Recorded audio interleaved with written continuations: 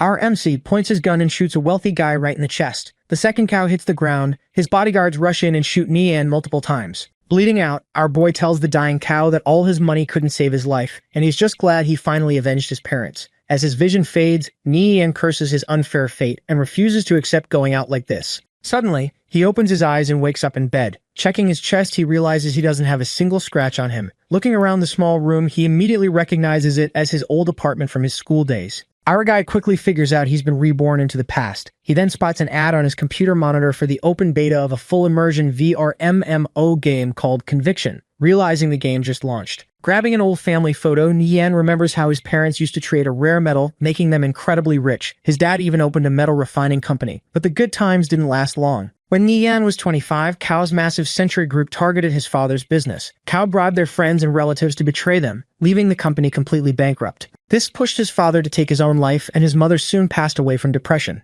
Our fellow deeply regrets how lazy and idle he was in his past life, just wasting his days doing nothing while his family fell apart. Back then, with nowhere to turn, he just decided to take Cao down with him in a murder-suicide. But now that heaven has given him a second chance, he promises himself he won't lose anything ever again. He decides to enter Conviction. It's a revolutionary VR game that eventually becomes humanity's second world. He knows that in the coming years, countless big corporations, including Cao's Century Group, will build their fortunes inside this very game. Nian is fully ready to take them on and ruin their plans, especially since in his past life he was already a level 180 master thief in this exact game. Checking his phone, Nian sees the date is July 25th, 2025. The game Conviction has only been running for 7 days. He figures that the highest players on the leaderboard should only be around level 5 right now. With all his past memories, he knows he can easily catch up and use this perfect chance for a comeback. He grabs his bank card, realizing he has just enough savings left to buy the most basic game helmet. Later that night, he puts on the helmet and boots up the game. The system greets him and asks him to select his country.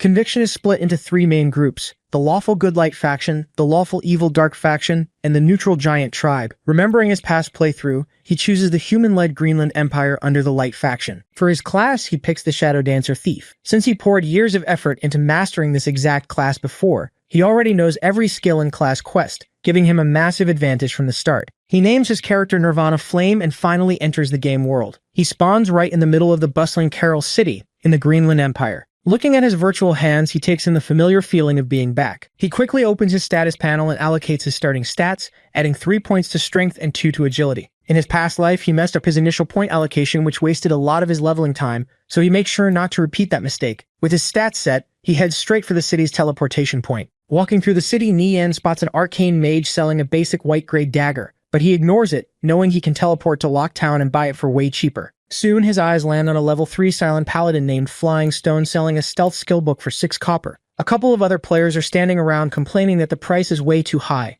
Nian knows that stealth is the most important basic skill for a thief. Having it right now is crucial because he remembers a hidden treasure chest in the level 5 Wildcat monster zone near Tracktown. Since most players are only level 2 or 3, nobody has reached that zone yet, and the chest's loot will massively speed up his leveling. He walks right up to the seller and asks for the stealth book for free. In return, he promises to share a secret spot where the guy can farm over a dozen of those books in a single day. At first, Flying Stone gets pissed and tells the level 0 lunatic to get lost, but Nian calmly stops him, asking if he farmed those books from Murloc Wizards in Link Town, even casually dropping the exact map coordinates. Shocked that a complete noob knows his farming spot, the paladin hesitates. Realizing he can farm a few more books today anyway, he decides to risk it and hands over the stealth book. The system confirms the trade between Flying Stone and Nirvana Flame. True to his word, Nian gives him the specific coordinates near the Murloc Wizard camp, where the drop rates are insane. Hyped about the tip, the paladin gets ready to head out immediately. Before he goes, Nian mentions that Murloc Wizards also drop the Night Owl Perception skill, asking the guy to mail him an extra if he finds one. Flying Stone eagerly promises to send any extra skills right away and jumps onto the teleportation pad, disappearing in a flash of light. Teleporting straight to Tracktown, Nian gets ready to secure his loot. He opens the book and the system confirms he learned the stealth skill. The skill conceals his presence, making him harder to detect, though it warns that higher level enemies can still spot him easily. Activating stealth, he dashes out of the town gates and sprints across the open fields until he reaches the Wildcat monster zone. Deep in the forest, he finds wildcats ranging up to level 5. Looking up at a large tree surrounded by a pack of level 5 wildcats, he spots exactly what he came for. He knows the chests in Conviction are ranked from white all the way up to legendary, and the loot inside is fixed. Once someone takes the items, the chest vanishes forever. He confirms it's a silver chest and is relieved no one has touched it yet. Since he is only level 0, taking on level 5 monsters is completely out of the question. Luckily, dying at level 0 means he won't drop any experience or equipment. With nothing to lose, he activates his stealth skill and makes his move toward the tree. Nian carefully slips past the wandering wildcats. He knows his stealth only lasts for 2 minutes right now, and opening a chest takes time, so he has to move fast. Making sure not to get too close to the monsters so they don't detect him, he smoothly jumps up the tree branches to reach the silver chest. He starts unlocking it, and his system progress bar appears. While the chest slowly opens, Nian reminds himself to stay calm, well aware that his stealth could break at any moment and leave him completely exposed to the pack of wildcats right below him. After 27 seconds, the chest finally pops open. He quickly grabs the loot inside. It's exactly what he came for, a skill book for Vital Strike. The system details state that hitting an enemy's vital point with this skill deals 150% damage, with a 30-second cooldown. It can be used by thieves, warriors, and paladins. Holding the new skill book, Nieyan notes that his perfect leveling path begins right now. Nieyan remarks that Vital Strike is a top-tier thief skill that can actually be learned at level 0. He uses the book to learn it, knowing this will cut his early leveling time in half. Right after the system confirms he learned the skill, his 2-minute stealth timer runs out. The level 5 wildcats immediately spot him up in the branches. Instead of panicking, Nieyan just jumps down right into the pack, casually thanking the monsters for guarding the chest. He knows that dying in conviction normally makes a player lose experience and equipment, but since he is still level 0 with nothing but starter gear, he doesn't mind dying at all. The wildcats kill him, and he drops a pair of novice gloves. The system instantly teleports him back to the nearest town. Spawning safely at the town square, our guy notes that using a death to get a free quick return trip is pretty handy. Now he gets ready to start phase 2 of his leveling plan. He needs 20 copper coins to pull it off, but a newly created account only starts with 10. Figuring out he needs to earn some money first, he walks through the town streets to find some hidden NPC quests he remembers from his past life. He walks up to an NPC named Hunter Klaus and accepts a quest to collect 20 silver gray giant rat skulls. Right after that, he goes to Farmer Endy and accepts another quest to kill 50 of those exact same rats. Next, Neon visits pharmacist Ol. Since he already took the quest from Klaus and Enda, Ol asks for his help gathering potion materials. A system notification confirms a hidden quest is triggered. Our guy knows this secret quest only unlocks if you accept the other 2 at the exact same time. He accepts the job to collect 21 rat tails. Out in the field, Neon spots a level 1 silver gray giant rat. He dashes in and uses his new Vital Strike skill, landing a critical hit that instantly kills the monster. He loots a rat's skull and a tail to progress his quests.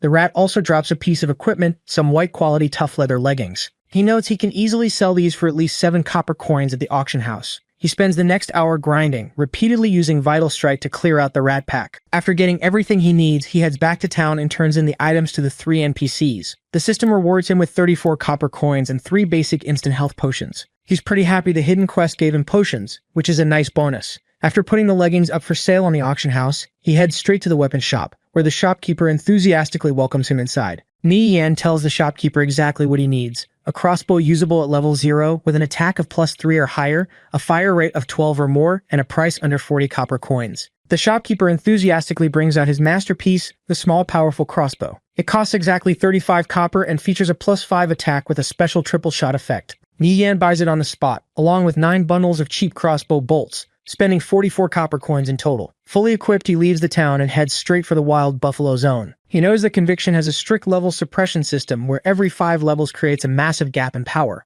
The Wild Buffaloes here are level 8 monsters, meaning even the highest ranked players on the leaderboards wouldn't dare face them right now. On top of that, he is specifically targeting a Wild Buffalo leader, a rare boss monster. Despite being just a level 0 noob, his past life's memories make him completely confident he can kill it. Arriving at the wide grassy plains filled with grazing buffaloes, Nie Yan bypasses the regular mobs and makes his way toward a rocky canyon. He stops at the edge of a steep cliff overlooking a narrow crevice, checking the exact map coordinates 567-528-192. Looking down the rocky gap, he smiles, knowing this is the exact spot he needs to be. Looking down from the cliff, Nian spots his target, the level 8 Wild Buffalo leader. He pulls out his new crossbow, takes aim, and fires a volley. Because the level gap is so massive, most of his shots just miss, and even a critical hit only chips away 1 point of damage from the boss's 300 health pool. But our boy isn't sweating it at all. He came prepared with 9,000 bolts just to slowly wear this thing down to death. Pissed off by the attacks, the giant buffalo charges right at him,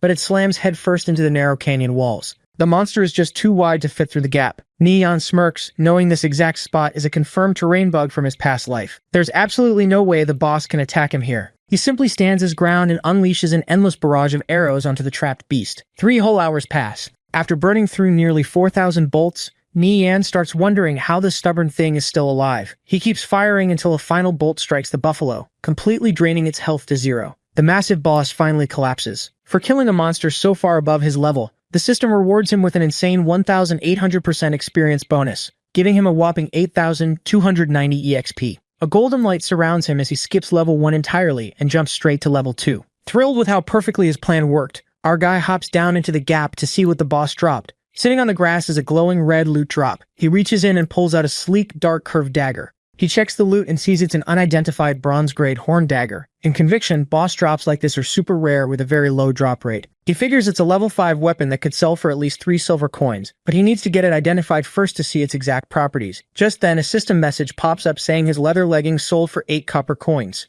Right after, he gets a voice call request from Flying Stone, the paladin he traded with earlier. He accepts, and Flying Stone excitedly calls him Master. The paladin confirms the farming spot works perfectly, saying he already got 2 stealth books and leveled up way faster. When he asks how a level 0 noob knew about the spot, Ni Yan casually explains that he played a different character before but deleted it to start fresh as a thief. Believing him, Flying Stone asks if Ni Yan has a guide for the Murloc Wizard Camp dungeon, mentioning his team keeps wiping out and losing their gear. Ni Yan offers a complete walkthrough for exactly 2 silver coins, with no room for negotiation. Flying Stone agrees and says he'll convince his captain to pay for it. After the call, Ni Yan heads back to Track Town to identify his dagger. The NPC charges him 10 copper coins. Ni Yan knows that identification fees are usually 5% of the item's base price, meaning this dagger is actually worth at least 12 silver coins on the open market. He hands over the copper and identifies the weapon. The system reveals the horn dagger is actually a level 0 weapon. It gives 18 attack points and a bonus property of plus 5 strength. Ni Yan is thrilled by the extra strength stat. With nearly 10 more attack points than a regular dagger, he notes that this weapon makes him practically invincible right now. Now that Ni Yan has a powerful weapon and his core skills, he realizes he still lacks a way to heal during fights. Usually, thieves have to choose between learning alchemy to craft potions or taking up bandaging skills. Since making money to buy potions won't be a problem for him in this life, he decides learning combat bandaging is the best choice. He stops by the medicine shop to learn the skill and buys 2 basic underwater breathing potions while he's at it. Prepared for his next move, he heads out to Rando Lake. Along the way, he dashes past groups of players fighting low-level fishmen. He makes sure to stay on high alert, knowing that out in the wilderness, players constantly get into fights and kill each other over stolen monster kills. Soon, he arrives at the edge of the Fishman village. To reach his actual destination, he needs to pass right through this densely packed settlement and dive into the lake. Seeing the massive horde of level 3 Fishman warriors, he notes it would take at least 1,000 players to clear this place out by force. Figuring his only option is to quietly sneak through, he gets ready to move. Suddenly, a system zone announcement pops up. A group called the Triumphant Guild declares they are locking down the area in 3 minutes and orders all players near the Fishman village to leave voluntarily. Staring at the glowing blue text, Ni Yan narrows his eyes, instantly recognizing the Triumphant Guild's name from his past life. Just like in his past life, he remembers how arrogant the Triumphant Guild is, always using their numbers to bully solo players. They even hunted him for months back then. He promises to settle that score slowly, but for now, he activates his stealth skill and carefully slips past the Fishman guards. Right as he reaches the beach and his stealth effect ends, a fireball suddenly blasts him. The system notifies him that a player named Purple Fire is attacking him, giving him a 5-minute window to defend himself without penalty. The attacker, a level 3 elemental mage from the Triumphant Guild, tells him solo players aren't allowed here and orders him to get lost. Seeing that the guy is completely alone, Ni Yan decides to take him on. He knows that when fighting a mage, a player has to either get into close combat or run away. Since running isn't his style, he charges straight ahead. He watches the mage start casting Flame Burst, knowing the spell has a 2-second cast time. Using that brief opening, Ni Yan instantly closes the distance and slashes the mage right in the chest with his dagger. Purple Fire jumps back, annoyed that a thief would dare attack a Triumphant Guild member. He immediately casts Blazing Fire Ring, an area of effect spell that hits Ni Yan for 39 damage. Unfazed, our guy just drinks one of the instant health potions he got earlier,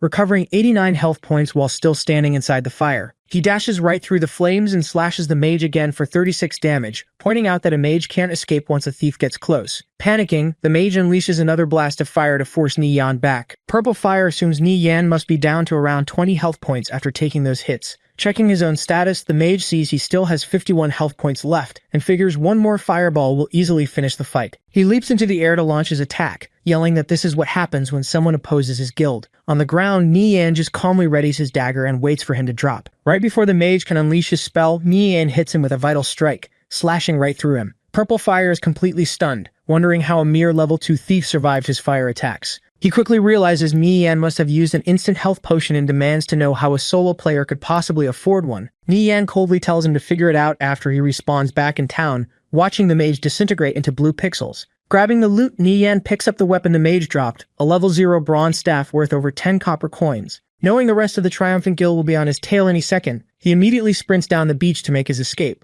Nearby, the other guild members get an alert that purple fire just died by the lake. A warrior spots Yan running away and shouts at his team to chase him down. Leaping high into the air with a massive sword, the angry warrior yells that escaping won't be that easy. He activates a skill called Linear Sword, bringing his glowing heavy blade crashing down right toward Yan. Yan easily dodges the heavy linear sword attack, leaving the warrior shocked by his speed. While sprinting toward the cliff edge, our guy pulls out an underwater breathing potion and drinks it. The guild members realize he's planning to jump into the lake and rush to stop him, launching a charge and a flaming slash. But Yan just leaps backward off the cliff, letting their attacks smash uselessly into the dirt as he plunges into the water below. Standing at the shore, the frustrated guild members realize they can't chase him since none of them brought underwater breathing potions. The rest of their team catches up and asks where the guy went. The warrior explains the thief escaped into the lake and tells his teammate to message the newly respawned purple fire to get the guy's name. Checking his system, the teammate confirms that the thief who just killed their mage is named Nirvana Flame. Deep underwater, Yan chuckles to himself, promising to remember the triumphant guild's faces for next time.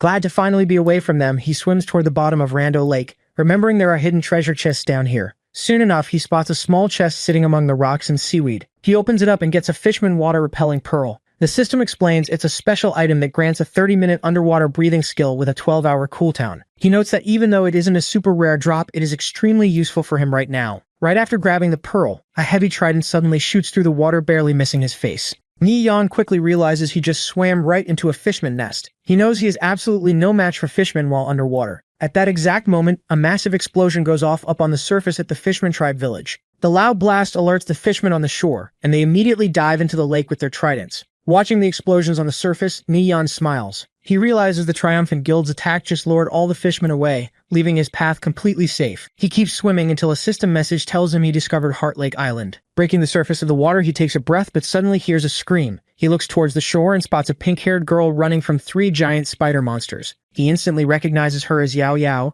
his holy word mage teammate from his past life. He remembers all the time they spent together back then and feels like running into her so soon after being reborn must be fate. Yahello spots him coming out of the water and starts to panic. With the 3 monsters right behind her, she worries that if this new player decides to attack her, she's completely dead. But Yan just leaps out of the water right past her. Gripping his dagger, he activates his Vital Strike skill and charges straight at the monsters. Yan slices through the first spider with his dagger. Realizing he's helping, Yahello stands her ground and hits another spider with her Holy Judgment spell. Working together, they quickly clear out the rest of the monsters using a mix of Vital Strikes and magic until the spiders disintegrate into blue pixels. Standing on the beach, Yahello thanks him for the help. He casually brushes it off and introduces his character as Nirvana Flame. Hearing the name, Yahello silently connects it to his real name, wondering if this player is actually the Yan she knows in real life. She introduces herself as Yahello and sends a friend request, promising to repay him for saving her today. He accepts the request and asks what she's doing out here on Heart Lake Island. She explains she's grinding a quest to collect water sacks from the water spiders. Since Yan needs to kill the exact same monsters for Silk Thread, he asks if she wants to party up. Yahello agrees and opens a trade window, handing over 12 silk threads she already collected as a thank you gift. Yan looks at the 12 silk threads, noting they are worth 36 copper coins. Yahello tells him that the experience she would have lost from dying is worth way more than that. Plus, she doesn't even have the silk thread quest, making the items completely useless to her. Hearing that, Yan accepts the trade. Suddenly, a giant monster bursts out of the water onto the beach. Yahello panics as she realizes a water spider lord just spawned. The system confirms they successfully formed a party, and they immediately start the boss fight. Yan rushes in and hits the monster with a Vital Strike for 52 damage. Yahello follows up by casting Holy Judgment, blasting the spider for 70 damage. The giant spider retaliates with a heavy slam. Yan tells Yahello to jump, and they both easily dodge out of the way. While still in the air, Yan pulls out his crossbow. He tells Yahello he will pull the boss's aggro so she can safely focus on dealing damage. He fires a quick volley of bolts into the spider, dealing consecutive hits of around 30 damage each to keep its attention firmly locked on him. Yahello follows his lead, casting Holy Judgment and Holy Strike. A bright blast of holy magic slams into the spider, dealing 70 damage and finally finishing it off. The system confirms they successfully killed the water spider lord. Watching the monster sink, Yahello is amazed. She realizes how incredibly smooth the fight felt and how perfectly in sync their coordination was, almost like they had been partying together for a long time. Nian notices her spacing out and asks what's wrong. Snapping back to reality, she quickly brushes it off. Curious, she asks why someone with his skills is out here grinding all alone. He casually replies that he's just more used to playing solo. Realizing he doesn't have a group, Yao smiles and mentions that her team is preparing to raid the Dryad Forest in Tracktown, asking if he wants to join them. Before agreeing to join, Yan asks about her team's shield warriors, specifically checking their defense and HP. He explains that the Treant Force is a level 3 dungeon and the boss, the Treant King, is a sub-elite monster. If the tanks don't have enough defense, clearing it is impossible. Yao tells him they have 2 shield warriors with 53 defense and 230 HP. Yan immediately says it's not enough. He reveals that the Treant King has a 2% chance to deal a critical hit. If a tank's defense isn't at least 60, they'll get one-shotted. On top of that, the team's priest has to perfectly keep up with the healing. Shocked, Yao asks how he knows all this, as she's never heard anyone mention the boss dealing critical hits. She looks disappointed, explaining that her team is prepared for days and can't just give up halfway. But finding bronze gear to hit that 60 defense mark is just too difficult right now. Nian smirks and tells her there is another way, they just need to let him command the team. Yao hesitates, admitting that while she completely believes in his strength, convincing the rest of her team to take orders from a stranger might be tough. Still, she promises to try her best. Changing the subject, Nian heads over to check the Water Spider Lord's loot. He pulls out a piece of gear and uses the appraisal skill on it, surprising Yao that he already learned it. The item turns out to be bronze quality fine silk gauntlets with bonus magic and defense stats for mages. He tosses them over, telling her they are perfect for her. When she asks what he gets, Nian holds up a rare fine silk crafting material and a new thief skill book called Assassinate, saying he's more than happy taking just these 2 items. Seeing that he got a great haul too, Yao happily accepts the gauntlets. Just then, a server-wide system announcement pops up, warning all players that the game will close in exactly 3 minutes and telling everyone to prepare to log off. Yao waves goodbye, and Nian logs off just in time, his avatar dissolving into blue pixels as the server shuts down. Back in the real world, Nian pulls off his VR helmet. With the morning sunlight shining through his window, he realizes that while his in-game grind is on pause, he needs to start physically training his real body. He knows his enemy Cao Shu is always surrounded by bodyguards, so he can't afford to be weak in real life if he wants to take him down. He heads outside for a morning run.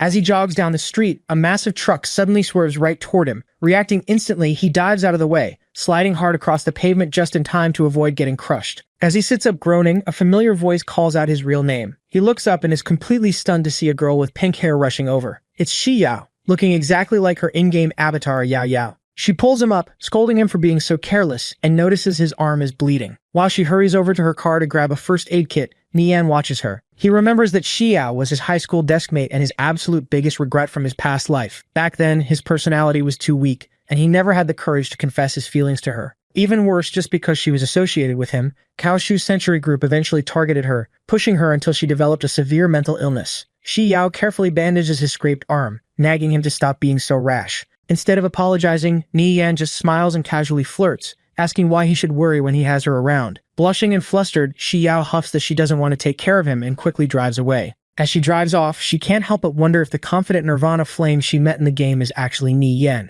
Back on the street, Nian's smile fades into a serious glare as he thinks about Cao Shu. He knows he has to build his foundation and conviction as fast as possible to protect the people he cares about and change his grim fate. Suddenly, his phone rings. It's his best friend, Tang Yao, loudly complaining that Nian has been ignoring him for 2 days and demanding they hang out. Hearing his voice, Nian smiles, genuinely glad his buddy is alive. In his past life, Tang Yao was the only one who secretly supported him after Cao Shu ruined his family. Unfortunately, Tang Yao's habit of chasing women eventually got him beaten to death in a dark alley after he provoked a big shot. Nian promises himself he won't let his best friend suffer that same fate this time around. They meet up on the street, and Tang Yao happily throws him into a headlock. He immediately asks if Nian is playing the new hit game, Conviction. Nian plays it cool, just saying he's a level 2 thief. Hearing that, Tang Yao brags about being a level 3 arcane mage and drags Nian off to check out a local PK bar. A PK bar is a special gaming club where players can log in and use their characters to fight each other in competitive arena matches. While dying in these fights doesn't affect a player's actual game progression or experience, people always make things interesting by placing bets and wagering their hard-earned in-game equipment.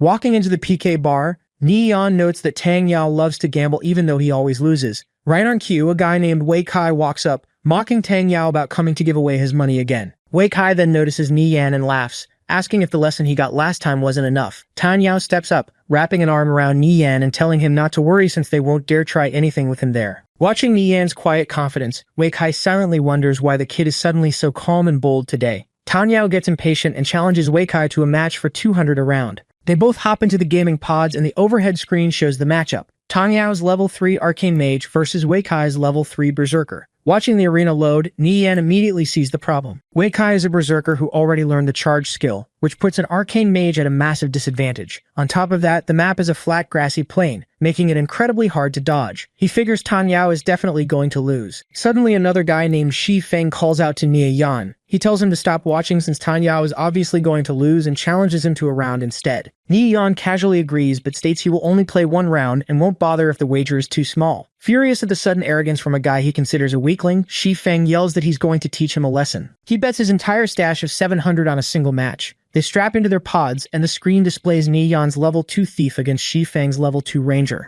The digital world builds around Niyan, and he spawns into the middle of a dense bamboo forest. As soon as the match starts, Niyan immediately activates Spelth, completely vanishing into the dense bamboo forest. Shi Feng climbs high up a bamboo stalk to get a better vantage point. Looking down at the empty ground, the ranger smirks, fully confident that the arrogant kid is going to lose. He scans the area, wondering where Niyan could possibly be hiding. But with 10 years of thief experience, concealing his presence is pure instinct for Niyan. Perfectly hidden in the shadows, our guy easily spots the ranger up above. He silently leaps into the air, appearing right behind Shi Feng, and slashes him across the back for 40 damage. Dropping to 70 health points, Shi Feng panics, completely shocked at how the thief got behind him. He desperately turns and swings his weapon to counterattack, but Niyan easily dodges the wild strike. Calmly declaring that it's over, Niyan activates Vital Strike and slashes right through him for 70 damage. The massive critical hit instantly wipes out the rest of Shi Feng's health, securing Niyan an easy victory. Shi Feng's avatar bursts into pixels, instantly ending the match. Outside the pods, the spectators at the PK bar are completely shocked that Shi Feng lost so quickly.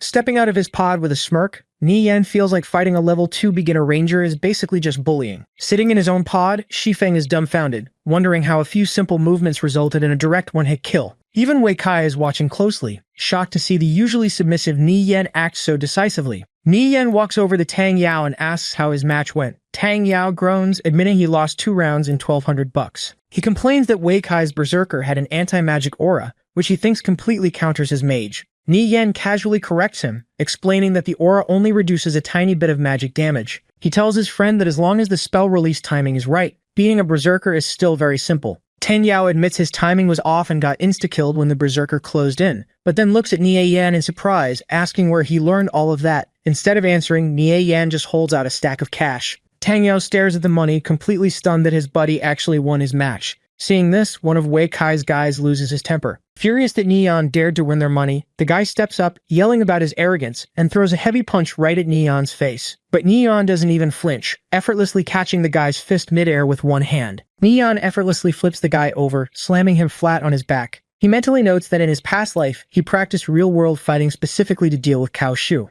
Tang Yao stands there completely shocked, wondering when his buddy got so tough. Seeing this, Shi Feng and the rest of Wei Kai's crew hesitate and back off. Wei Kai steps up, stopping his men. Realizing Niyan is completely different now, he asks if Niyan wants to play around with him instead. Niyan agrees but warns that he won't play if the stakes are too low. Wei Kai pulls out a wad of cash, offering 1,000 a round and noting he has 3,000 in total. Tang Yao immediately protests, arguing that a level 3 Berserker fighting a level 2 thief is just straight up bullying. Ignoring the level gap, Nian holds up 3 fingers and demands they bet the entire 3,000 on one single round. Wei Kai eagerly agrees, fully believing a level 2 thief stands no chance against him. Freaking out, Tang Yao grabs Nian by the shoulders, asking if he's crazy and if he even has that kind of money. Nian casually replies that he doesn't, which is exactly why he needs Tang Yao to lend it to him. Frustrated but loyal, Tang Yao sighs and agrees to front the cash for his best friend. With the massive bet locked in, Nian hops into the gaming pod, and the system announces he is entering the game. The match starts and they spawn on a wide-open grassy plain. Tang Yao watches from the outside, stressing out because flat terrain is the worst possible map for a thief who needs to hide.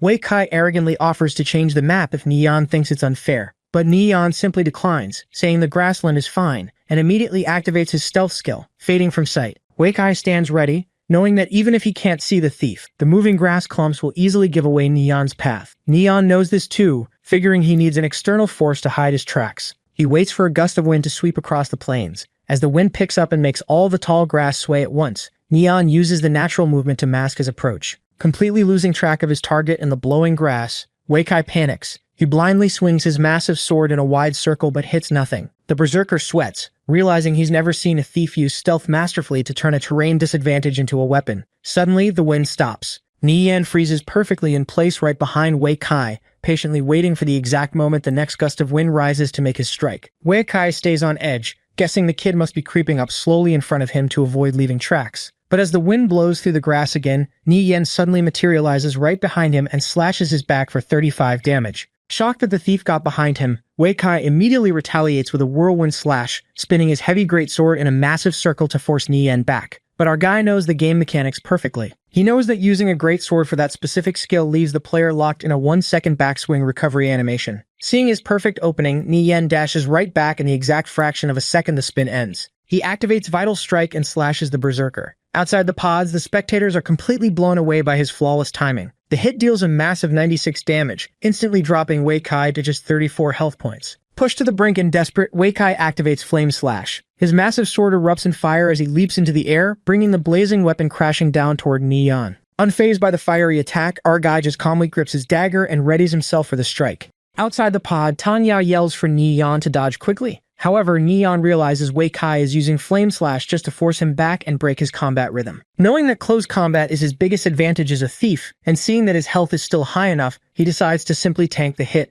The flaming sword strikes him for 56 damage. Wei Kai gets furious that a low-level thief dared to arrogantly tank his skill. He immediately follows up with a move called One Strike Slash, charging forward with his great sword. Tang Yao panics, noting that the charge attack has a brief stunning effect, and if Ni Yan gets hit now, the match is over. As the glowing red blade sweeps toward him, Ni Yan smoothly leans backward, dodging the heavy slash at point-blank range. The spectators are completely shocked that he managed to dodge such a fast attack from that close. Ni Yan knows that the charge's attack range is actually shorter than his dagger's reach. Seizing the perfect opening, he steps in and drives his dagger right into the Berserker. The counterattack instantly drops Wei Kai's remaining health to 0, sending him flying backward across the grass and ending the match. Even though Ni Yan gets knocked back by the charge and takes 40 damage, he struck first. The system immediately announces his victory. Outside the pods, the spectators are completely stunned that a level 2 thief actually beat a level 3 Berserker. The crowd can't figure out how Ni Yan knew the exact skill ranges so perfectly. Stepping out of his pod, Wei Kai stares at his helmet in disbelief. Tang Yao runs over to celebrate, amazed by his friend's win. Noting how much Ni Yan knows about the game, Tang Yao asks him to teach him how to properly play an arcane mage, which Ni Yan gladly agrees to. Tang Yao then looks over at Wei Kai, making sure he won't back out of paying up their wager. Wei Kai accepts his loss gracefully and hands over the money, even inviting them to hang out at his bar in the future. As Wei Kai walks away with his crew, his underling asks why he is being so polite to the kid. Wei Kai simply explains that Ni Yan has changed completely and might become a big shot soon, so it is best not to make enemies with him. Thrilled with their winnings, Tang Yao happily offers to treat Ni Yan to a meal. Ni Yan agrees and promises to get in touch in-game tonight to go over the mage stuff. Later that night, Ni Yan spends time doing sit-ups and push-ups in his apartment. Feeling good about having his young, capable body back, he finishes his workout and grabs his VR helmet. He prepares to log back into Conviction, remembering he still has to lead Yao Yao's team through the tree and forest dungeon. Ni Yan logs back into Conviction, spawning right where he left off by the lake. His system immediately beeps with new messages. He gets a friend request from a player named Ezzy, who he knows is his buddy Tang Yao. He accepts it, planning to bring him along for the tree and forest run. He also has a message from Flying Stone. The paladin deposited a silver coin, confirming the walkthrough worked perfectly, and urgently asks if Ni Yan has a guide for the Augmat Muddy Swamp Dungeon too. Ni Yan decides to hold off on selling another guide so soon to avoid suspicion. He figures it's better to wait until their team fails a few times so he can sell it for a much better price. First things first, he heads over to Physician Blevins to turn in his hidden quest. He hands over the 30 fine silks he collected from the water spiders. Blevins thanks him, hands him 30 regular pieces of silk in return, and offers to teach him a skill. A system prompt pops up asking if he wants to learn Intermediate Combat Bandage. Since this is exactly what he came for, Ni Yan instantly accepts. The skill allows him to use 10 silks to apply a bandage that restores 20 HP, and it can even be used on teammates. Right after learning it, the system notifies him that the hidden quest is only 20% complete. Ni Yan realizes it's actually a long chain quest. Blevins confirms this by saying 30 fine silks are nowhere near enough and asks him to find more. Ni Yan happily accepts the next stage of the quest. Just then, he gets a message from Yao Yao. She tells him her team is all gathered and asks him to come over quickly. He replies that he's on his way. He notes that to continue this chain quest, he first needs to farm a specific item called the Featherfall Jewel, which drops exactly where he's heading, inside the train forest. Meanwhile, over at the Tracktown teleportation point, Tang Yao stands around in his new mage gear. He waits impatiently in the crowded square, wondering where Ni Yan is after he promised to carry him through a dungeon. Ni Yan finally meets up with Tang Yao at the teleportation point, telling his buddy they're going to farm the Treant King today. They head over to the gathered group, where Yao Yao happily waves them down. She's standing next to a beautiful blonde knight named Yulan. Tang Yao instantly points out the eye candy, asking when Neon met them. Yao Yao steps up and whispers that she spent a ton of effort convincing her team captain, Yulan, to agree to this, so he'd better not make them lose face. Off to the side, another team member, a wind thief named Shenbo, glares at Ni Yan, clearly already annoyed by his presence. Yulan greets Ni Yan, quietly assessing his calm and steady demeanor as the mark of a true expert. She asks if he's the guy Yao Yao claimed could lead them through the Trant forest. Ni Yan casually replies that he is 100% confident in clearing the dungeon, but he lays down one strict condition: he has to be the team captain, and everyone must completely follow his orders. Hearing this, the rest of the team looks skeptical. Chenbo instantly snaps, demanding to know why they should take orders from a complete stranger who might just lead their entire team to a wipe. Yulan quickly shuts Chenbo down, reminding him that they already agreed to this setup. She apologizes to Nian for her teammates' attitude and tells him to go ahead and create the party. Nian creates the team but lays down some strict ground rules. He warns them that while he is in charge, they must absolutely obey his commands. They can leave if they are dissatisfied, but if anyone plays tricks in the dark and causes a team wipe, he promises to be ruthless. As the players accept the invites, Yulan firmly backs him up.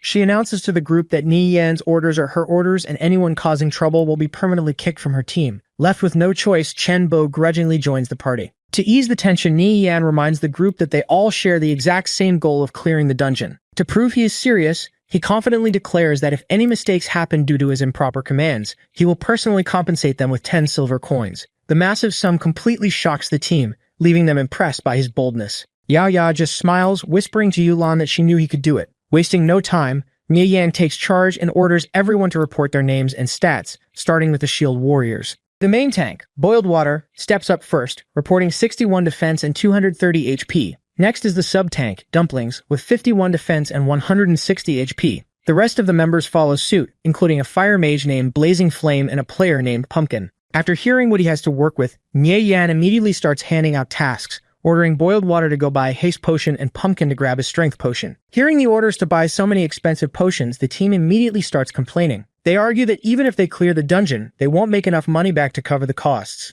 Genbo scoffs, muttering that even with all those potions, the team still won't be able to clear the tree and forest. Tang Yao smirks and mocks Genbo, asking if he's just talking nonsense because he's too poor to afford them. He even sarcastically offers to lend the guy some cash, instantly pissing Chenbo off. Yao Yao quietly asks Nian if clearing the normal difficulty really requires spending this much money. He assures her it definitely isn't a waste. To himself, our guy smirks, knowing that he has absolutely no intention of running normal difficulty. He is aiming for the highest tier, the expert grade dungeon. Once everyone buys their potions, the team heads out to the Trant forest entrance. Nian tells the group to wait while he goes to open the dungeon. He walks up to a giant ancient stone glowing with blue runes and interacts with it. A brief system lore text about the ancient forest and dark elves appears, followed by the dungeon difficulty menu. Without hesitation, Nian taps right on expert. Instantly, a massive teleportation circle lights up beneath the entire team, transporting them straight into the dark, gloomy tree and forest. As soon as they spawn inside, the system announces they've entered the expert gray tree and forest. Panic immediately sets in. The team members assume Nie Yan made a mistake, knowing they can't possibly clear it. Yulan, however, realizes he isn't the type to make rookie mistakes, and must have chosen expert on purpose. Shenbo angrily accuses Nie Yan of intentionally trying to get them killed to make them drop experience. Nie Yan calmly replies that since he brought them in, he has a way to get them out. He tells Chenbo he can just leave the party right now if he's dissatisfied. Yaya steps up and defends Nie Yan, telling Chenbo to stop constantly targeting him. Chenbo quickly backs down to appease Yao, but he secretly glares at Nie Yan, furious that she took an outsider's side. Leading the way, Nie Yan casually explains that expert difficulty isn't actually that hard. He notes the monsters just have 30% more HP, which only requires a bit more defense from the tanks and more damage from the mages. He adds the boss has a few changes too, but he'll guide them when the time comes. Yulan silently sweats, knowing that in a dungeon, even a 1% stat difference can cause a team wipe, let alone 30%. Yao Yao nervously asks if he's really confident about this, and Nian reassures her it won't be a problem. The team ventures deeper into the dark woods, walking over a floor covered in massive roots and vines. Suddenly the vines whip through the air. Nian quickly warns them that they've entered the Trans attack range and orders everyone to spread out to the sides to dodge. Right as he gives the command, a thick vine shoots out of the shadows, whipping straight toward Chenbo. The thick vine wraps tightly around Chenbo, lifting him high into the air. Panicking, he desperately screams for help, begging Captain Nirvana Flame to save him. The monster finally steps out of the shadows, revealing itself as a massive tree demon. Nieyan instantly takes control of the situation and barks out orders. He tells the shield warriors, boiled water and dumplings, to attack from the right. He orders the paladins to form a defensive wall and commands the mages to unleash their full firepower. Following his lead, the two tanks charge forward, slamming their heavy shields right into the tree monster. Right on cue, the mages launch a massive barrage of colorful spells that blast the tree demon. The combined firepower completely overwhelms the tree demon, instantly dropping its health to 0. As the monster dies, the vines loosen and drop Chenbo hard onto the ground. Humiliated, Chenbo glares at Nieyan, accusing him of setting him up. He claims Nieyan must have spotted the ambush ahead of time and intentionally didn't warn him, otherwise, he wouldn't have been so calm giving orders. Nieyan coldly fires back, telling Chenbo to get his facts straight. He points out that even the bulky shield warriors managed to dodge the attack, making Chenbo's lack of reflexes as an agile thief a complete joke. Tanya jumps in, laughing that any random thief off the street would be better. Yulan finally steps in and yells at Chenbo, asking if he hasn't embarrassed himself enough already. Shut down by his own captain, Chenbo falls silent. Ignoring him, Nieyan tells the team to keep moving forward. He warns them that the forest is filled with dark elf traps and volunteers to clear the path, adding a final jab to Chenbo that he'll teach him how a real thief plays. The team continues deeper into the woods with Nieyan leading the charge. Suddenly, a massive log trap swings down from the trees right toward him. While the others yell out in panic, Nieyan smoothly slides right under it. Without missing a beat, he dodges a volley of hidden crossbow bolts shooting from the sides. Right as a giant glowing net drops from above to capture him, Nieyan draws his dagger and flawlessly slices it to pieces midair. The team watches in amazement as Nieyan effortlessly clears the traps. Jealous of the praise, Chenbo scoffs, claiming he can disable traps too. He rushes ahead but immediately steps on a pressure plate. The ground gives way beneath him, sending him falling toward a pit of spikes. Just as Chenbo thinks he's done for, Nieyan grabs him by the ankle and yanks him back up, throwing him safely onto the dirt. Rather than being grateful, Chenbo angrily accuses Nieyan of setting him up, claiming he saw Nieyan walk right over that exact spot. Tangyao steps in, pointing out that Nieyan just saved his life. Nieyan looks down at Chenbo and bluntly tells him he stepped on the trap himself, adding that he just isn't fit to play a thief. Humiliated and enraged, Chenbo curses and challenges him to a duel. He lunges straight at Nieyan with his dagger, shouting that he'll kill him. Without even flinching, Nieyan casually catches the blade between two fingers, stopping the attack instantly. Staring at the shocked Chenbo, Nieyan coldly suggests he bring a few more people for a duel. Otherwise, it will be way too boring. Yulan and Yao Yao have had enough. They scold Chenbo for carelessly stepping on the trap and then pointing fingers at the guy who just saved his life. The rest of the team, including the shield warriors, backs Nieyan up, pointing out that Chenbo has been unfairly targeting him the whole time. Realizing no one is on his side, Chenbo snaps. He laughs and rage quits the party, mocking them to see how they'll clear the dungeon without him. Yao Yao apologizes to Nieyan for the drama, but he casually brushes it off, saying it's actually better without someone causing trouble. Yulan refocuses the group, and they continue deeper into the dungeon. Half an hour later, the team comes to a halt. Nieyan scouts ahead using stealth and spots a massive blockade. He reports back to the group that the path forward is completely blocked by 18 tree demons. Yulan starts to panic, knowing their team absolutely cannot handle that many elite monsters at once. Neon tells her to relax, assuring her he isn't crazy enough to make them fight the whole group at the same time. Dashing forward into the open, he pulls out his crossbow, ready to show everyone what god-tier monster pulling skills actually look like.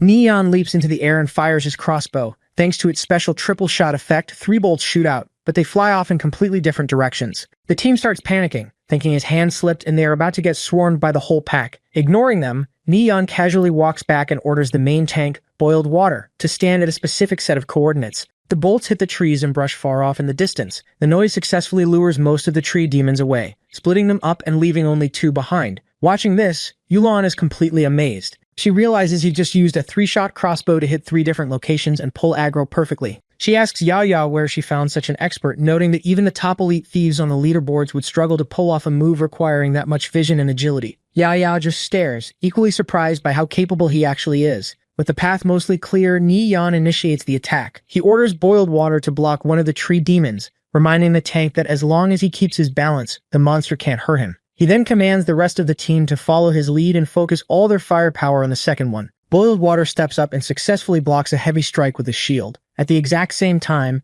Ni Yan dashes right up to their target and slashes the tree demon with his dagger. Boiled Water holds his ground, perfectly blocking the tree demon's heavy strikes with his shield just like Ni Yan ordered. Meanwhile, Yulan and the rest of the team quickly finish off their target. With their monster down, Yulan yells for Boiled Water to hang on as the squad rushes over to back him up. They unleash a massive barrage of magic and attacks, easily destroying the second tree demon. As the monster disintegrates, it drops a glowing item. Yulan picks it up, completely shocked to find a bronze-grade gauntlet for mages. The rest of the team is amazed, noting that they never got gear drops this good even after clearing the entire normal difficulty dungeon. Yahello praises Ni Yan's incredible monster-pulling skills. He just smiles, reminding them he promised to lead them through an expert-grade run. He orders the team to stick to this exact method and clear out the rest of the tree demons. Fired up and fully trusting him now, the team eagerly agrees. They spend the next 20 minutes smoothly executing the strategy, pulling and taking down the monsters group by group. After completely clearing out the area, the exhausted team sits down to rest, totally hyped about the massive pile of high-quality gear they've already collected. Watching them celebrate, Ni Yan just smirks to himself. He knows this is only the beginning, and the true rewards for beating an expert-grade dungeon go far beyond what they've seen so far.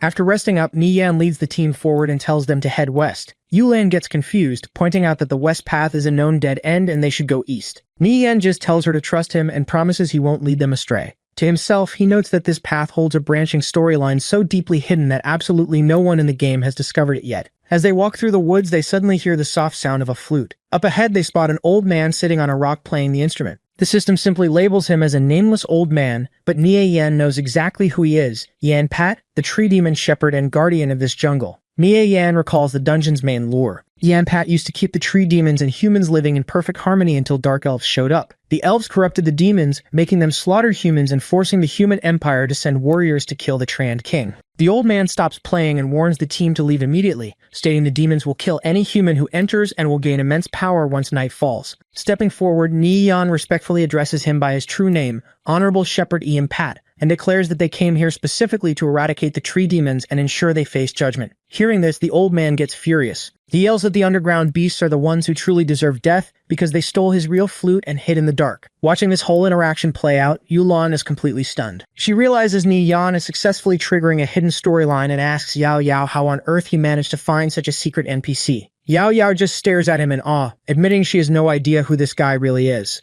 Nie Yan continues talking to the shepherd, knowing that if they don't trigger this hidden quest, beating the expert-grade boss is impossible. He tells the old man he already spotted the dark monsters lurking in the forest. Impressed, the shepherd hands over a special dungeon item, Dust of Appearance. This consumable reveals all hidden creatures within a 30-yard radius for 20 seconds. The old man tells Nie Yan to kill the dark elves and retrieve his stolen flute to stop the rampaging Tree King. The team leaves the old man and heads deeper into the dark forest. Yulan asks if he can really find the hidden dark elves the NPC mentioned. Nie Yan confidently says yes. They eventually reach a narrow path on a high cliff under the full moon. Yahello asks how he knows exactly where the dark elves are hiding. Nie Yan reveals the truth. They don't need to look for them because the elves have actually been following their group from the very beginning. Yahello jumps in surprise as dark, smoky silhouettes start appearing right behind them. Nie Yan just smirks, noting that the enemies have finally shown themselves.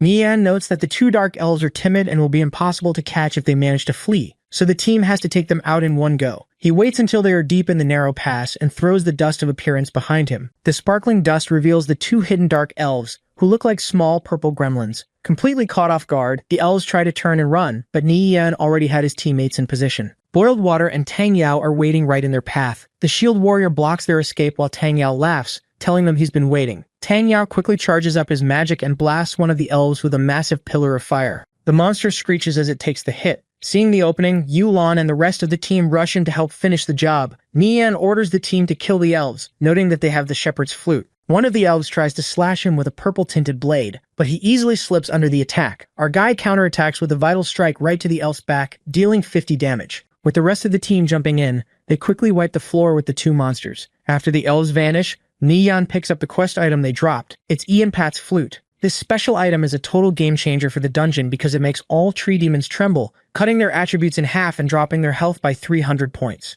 Nie Yan is stoked because he knows they can definitely clear the forest now. Just as he's checking out the loot, Yahello calls him over, telling him she found something else he needs to see. Yahello hands Nie Yan a golden document she found. It's a secret letter from a dark elf named Wasserheim detailing a planned counterattack by the Drow tribe on the Hilton Fortress. As Nie Yan reads it, a system notification pops up, confirming he just triggered a branching storyline. He'll need to deliver this letter to Warlord Kavrot later on. Yahello is confused because the text is in Elvish, but Nie Yan explains it's a rare quest they can turn in once they get back to the city. The rest of the team gets hyped up, wondering what kind of rewards they'll get for such a hidden mission. Nie Yan then pulls out the shepherd's flute and hands it over to the main tank, Boiled Water. The second the tank holds it, he's shocked to see his health bar jump up by 300 points. With this massive buff, Boiled Water feels like he can take on the Tree Demon King without any fear. Seeing that everyone is ready, Nie Yan tells them to move out. Tang Yao watches the group follow his friend's lead, noting how quickly everyone's attitude toward Ni Yan changed from doubt to total respect. Our boy just keeps walking forward, focused on clearing the rest of the dungeon. The team continues pushing through the forest, clearing out more demons as they go. One of the monsters drops a glowing, golden shield, and Boiled Water picks it up. He's completely floored to find it's a bronze-grade buckler that gives a 10% defense boost, noting it's way better than any shield he's ever owned.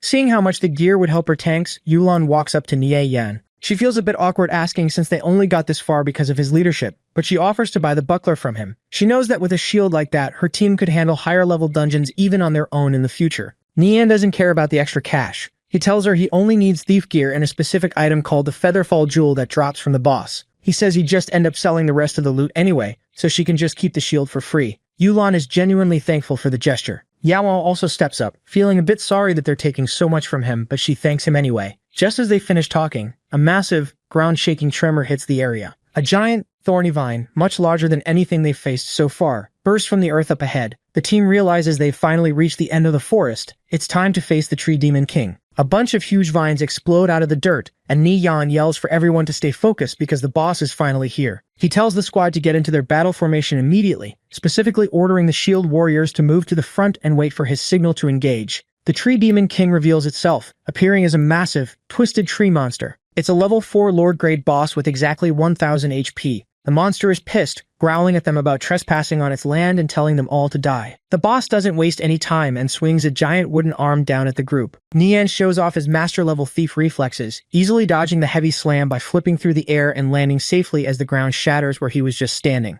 The team is floored seeing how easily Nian, a mere level 2 thief, manages the level 4 Lord-grade boss. Yulan admits she's never seen a thief this skilled. Nian doesn't waste any time and commands Boiled Water to step up and engage. He tells the melee fighters to stay behind the tank, and warns the mages to stay at least 30 yards away from the Tree Demon King to avoid getting hit. Boiled Water charges in, slamming his shield against the massive tree monster. He manages to deal 36 damage but realizes the boss's defense is insanely high. Seeing the tank has the aggro, Nian yells for the mages to unleash their attacks. On his signal, a wave of magic spells flies across the battlefield, hitting the Tree Demon King from all sides as the team starts wearing down its massive health bar. The mages continue their assault, but Boiled Water takes a heavy hit for 78 damage. Seeing the tank struggling, Nian yells for him to use the flute. Boiled Water quickly plays the instrument, and a system message confirms Ian Pat's flute is activated, cutting the Treant King's stats by 50%. Nian then commands the mages to focus strictly on fire spells, warning them that the boss has high ice resistance. Tang Yao is all over it, since fire is his specialty. Mian then turns to the team's priest, making sure she has the Dispel skill ready. He warns her that the Treant King is about to use fear. He explains that if their tank gets hit by the crowd control effect, she needs to cleanse him instantly. He tells her to stay calm and wait for his command. Right on cue, the boss lets out a massive roar, casting fear across the area. As the green aura of fear hits Boiled Water, Mian immediately shouts for the priest to cleanse him. She reacts instantly, casting a bright light that clears the crowd control effect. Boiled Water is impressed by the perfect timing and gets back to holding the line. The team keeps up the pressure, whittling the boss's health down to under 3,000. Suddenly, the Tree Demon King lets out a terrifying roar. Mian warns everyone to brace themselves because the boss is entering its enrage phase. Yulon is shocked, as she didn't even know this boss had an enrage mechanic. Nian quickly orders Boiled Water to switch to a defensive stance to survive the increased damage. He then tells the priest to chug their mana potions and spam their healing spells without stopping. The tank takes a massive hit for 220 damage and grunts that he can't hold out much longer against this kind of power. However, the priests follow orders, drinking their potions and landing constant heals that keep Boiled Water's health bar from bottoming out. Boiled Water continues to tank the boss's heavy blows, thinking to himself that without the constant heals and the debuff from Ian Pat's flute, he would have been killed long ago. He quickly drinks one of his health potions, finally realizing why Nian insisted they stock up on supplies before starting the run. The Tree Demon King unleashes a powerful area of effect skill called War Trample, slamming its massive trunk into the earth and shaking the entire battlefield. Seeing the boss is on its last legs, Nian commands the team to hurry up and focus all their fire to burst it down. Yulan and the other fighters leap into action, landing skills like Heroic Strike and Holy Light Slash. Mian finds a perfect opening and lunges at the boss, activating Vital Strike and dealing another 50 damage. Under the relentless assault of the entire team, the massive Tree Demon King is finally overwhelmed and defeated. The massive Tree Demon King shatters into pieces and crashes to the ground, completely dead. The team stands there in stunned silence for a second before breaking into cheers. They can't believe they actually cleared an expert-grade dungeon. Yao Yao admits she never thought their current party composition could pull it off. Boiled Water and the priest give all the credit to Mian's flawless shot calling, with the tank adding that he never dreamed he'd actually survive tanking an expert boss. Thanks to the massive experience boost from the clear, multiple team members suddenly level up, glowing in golden light. While they celebrate, Nian walks straight up to the boss's remains. He reaches into the glowing pile of loot and pulls out the exact item he came for, the Featherfall Jewel. He checks the system stats and sees it's a level 0 dark gold accessory. It gives a solid boost of 8 defense and 7 strength. More importantly, its active effect drastically reduces the user's weight, making them fall as light as a feather for 3 minutes. Staring at the jewel, Nian notes that all his effort today was completely worth it just to get his hands on this one item.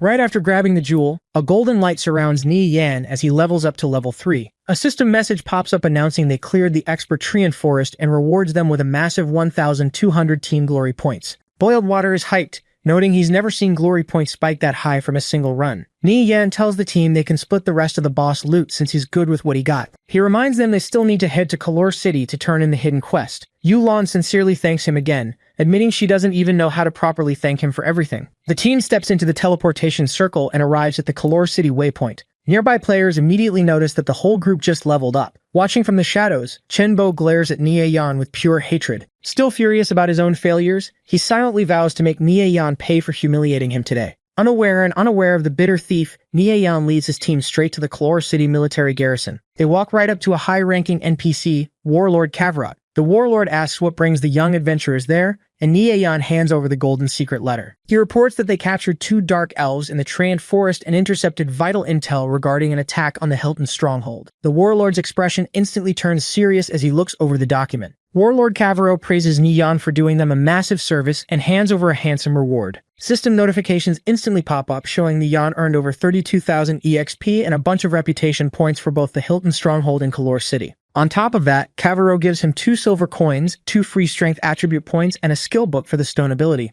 Nian smiles, thrilled that the hidden quest paid off with free stats and a new skill. With the quest turned in, Nian tells the team they should get going. Yulon asks what his plans are now, and he casually replies that he's going to grind mobs to level up. He mentions that now that he has the Featherfall Jewel, he can actually solo the elite boss, Lion King Kador. Hearing this, Yulon and Yao Yao say their goodbyes, with Yulon promising to mail him his cut of the money once he sells all the dungeon gear. After the girls leave, Tine Yao excitedly grabs Nian, calling him Boss Yan. Completely blown away by the dungeon run, he begs Nian to hurry up and teach him the arcane mage ropes. Nian agrees, but says they need to get geared up first. They head over to the blacksmith shop, where Nian equips a brand new set of bronze-grade gear. He puts on azure leather armor, soft leather leggings, horsehide boots, and bracers, giving him a solid boost to his agility, strength, and defense stats. Feeling good about his new setup, Nian tells his buddy it's time to roll out to Rain Hills, promising to teach him how to play his mage class on the way. They eventually arrive at Rain Hills, a gloomy rocky mountain range with lightning flashing overhead. Standing in front of a dark cave entrance, Nian explains that the place is crawling with cave bats that drop bat teeth. He gives Tanyao a challenge. He has exactly 1 hour to see how many teeth he can farm by himself. Completely hyped and ready to prove himself, Tanyao tells Nian to just watch and steps right into the dark cave. Inside the cave, a giant bat screeches at Tanyao, but he just blasts it with fire spells, easily taking it down. Outside, Nian decides he can't slack off either and dashes into his own cave. He leaps through the air, effortlessly slicing through a swarm of bats and picking up the bat teeth they drop. About half an hour goes by, and Nian wonders how his buddy is holding up. Suddenly, a frantic call comes through from Tanyao, begging for help because he's getting ganked by red-named players. He tells Nian they're from the Radiant Sacred Flame Guild. In conviction, players who illegally kill others get a red name as a penalty. Hearing this, Nian instantly sprints out of his cave, telling Tanyao to stay out of sight while he rushes over. Tanyao says he's okay for now, using the maze-like paths of Rain Hills to kite the attackers so they can't catch him. Nian asks how he even aggroed them in the first place. Tanyao explains he was just farming bats when he stumbled onto a level 3 chieftain boss. He was going to call Nian to do it, but the PKers jumped him out of nowhere. Tanyao guesses they just camp in this area to kill players and steal their gear. Nian tells him to just keep kiting them. Smiling to himself, he decides to go have some fun with these guys.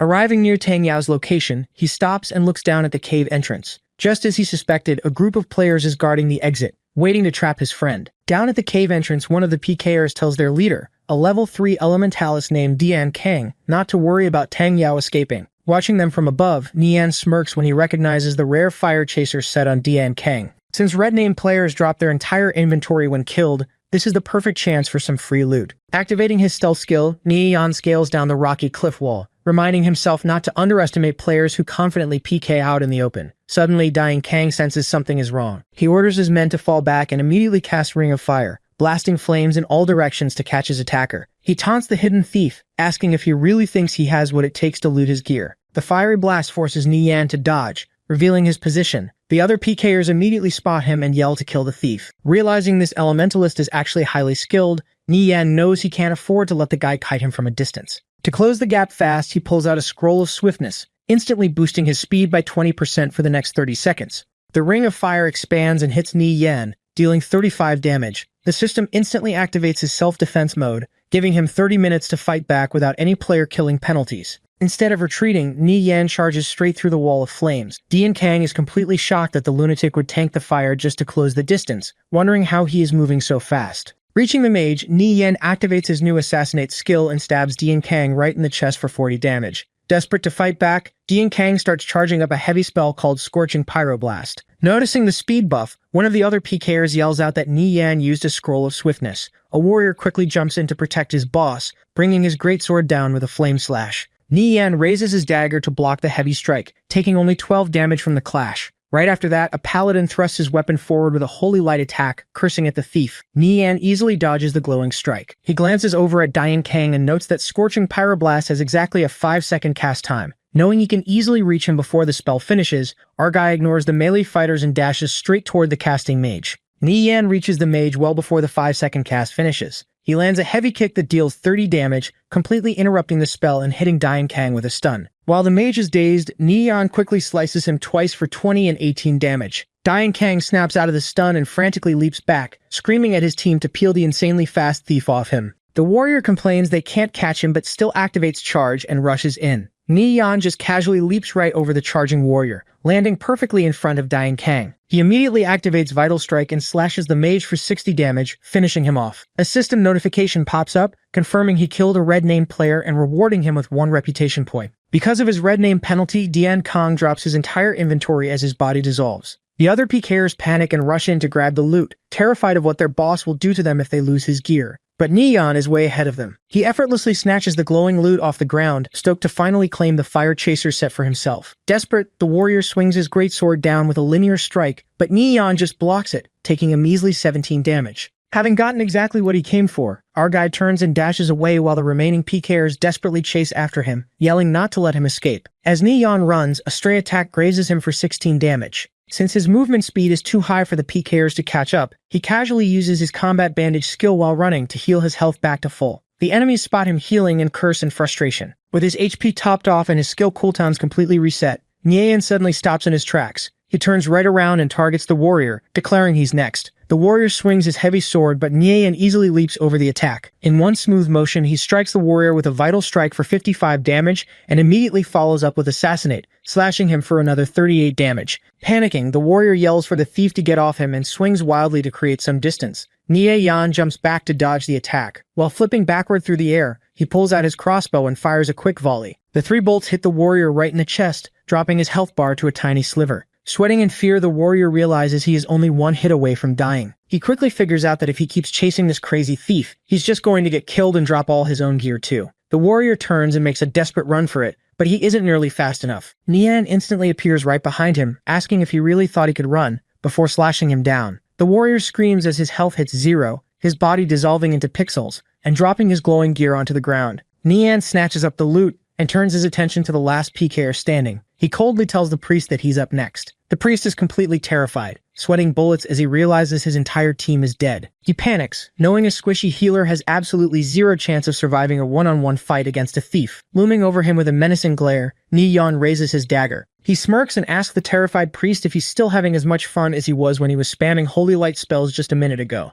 The priest screams as Nian effortlessly finishes him off. Checking the loot, Nian gathers the dropped items, which include a staff and the complete bronze-grade fire chaser set. Noting that the set gives huge fire damage and defense boosts, he realizes it's absolutely perfect for Tanya's fire mage build. He decides to keep the set for his friend and auction off the rest of the trash gear. Nian messages Tanya asking for his exact coordinates. Tanya replies that he's hiding in a cave filled with level 5 mobs and is too scared to step outside. Nian tells him to hang tight and shares the fire chaser set's stats in their chat. Seeing the shared items, Tanya completely freaks out, asking if he's dreaming. He can't believe Nian actually managed to gank a Radiant Sacred Flame red name and loot an entire rare set. Tanya laughs, saying that getting this gear feels so good that even if the PKers kill him today, it's totally worth it. Nian just tells his buddy to wait there because he plans to hunt down a few more of the guild members. Meanwhile, somewhere else in the forest, another squad of Radiant Sacred Flame players gets the news. One of them announces that boss Dian Kang is dead. The rest of the group is completely shocked, wondering who could possibly kill their boss when he had the Fire Chaser set and top 10 DPS in their entire guild. The Radiant Sacred Flame members realize that since Dian Kang was red-named, he dropped his entire inventory. They ask who ganked him, assuming a massive raid was trying to start a guild war. The messenger shocks them by revealing it was just one single level 3 thief. The group completely loses their minds, unable to believe one guy wiped out Dian Kang's whole 3-man squad. The messenger confirms Dian Kang verified it himself and announces the guild just issued a kill order for the thief, Nirvana Flame, with a 5 silver coin bounty. They are ordered not to engage him without at least a 3-man party. Hiding in the trees right above them, Nian listens in and smirks at his 5 silver bounty. He activates stealth, deciding to show these guild players who rely on numbers what a real solo player can do.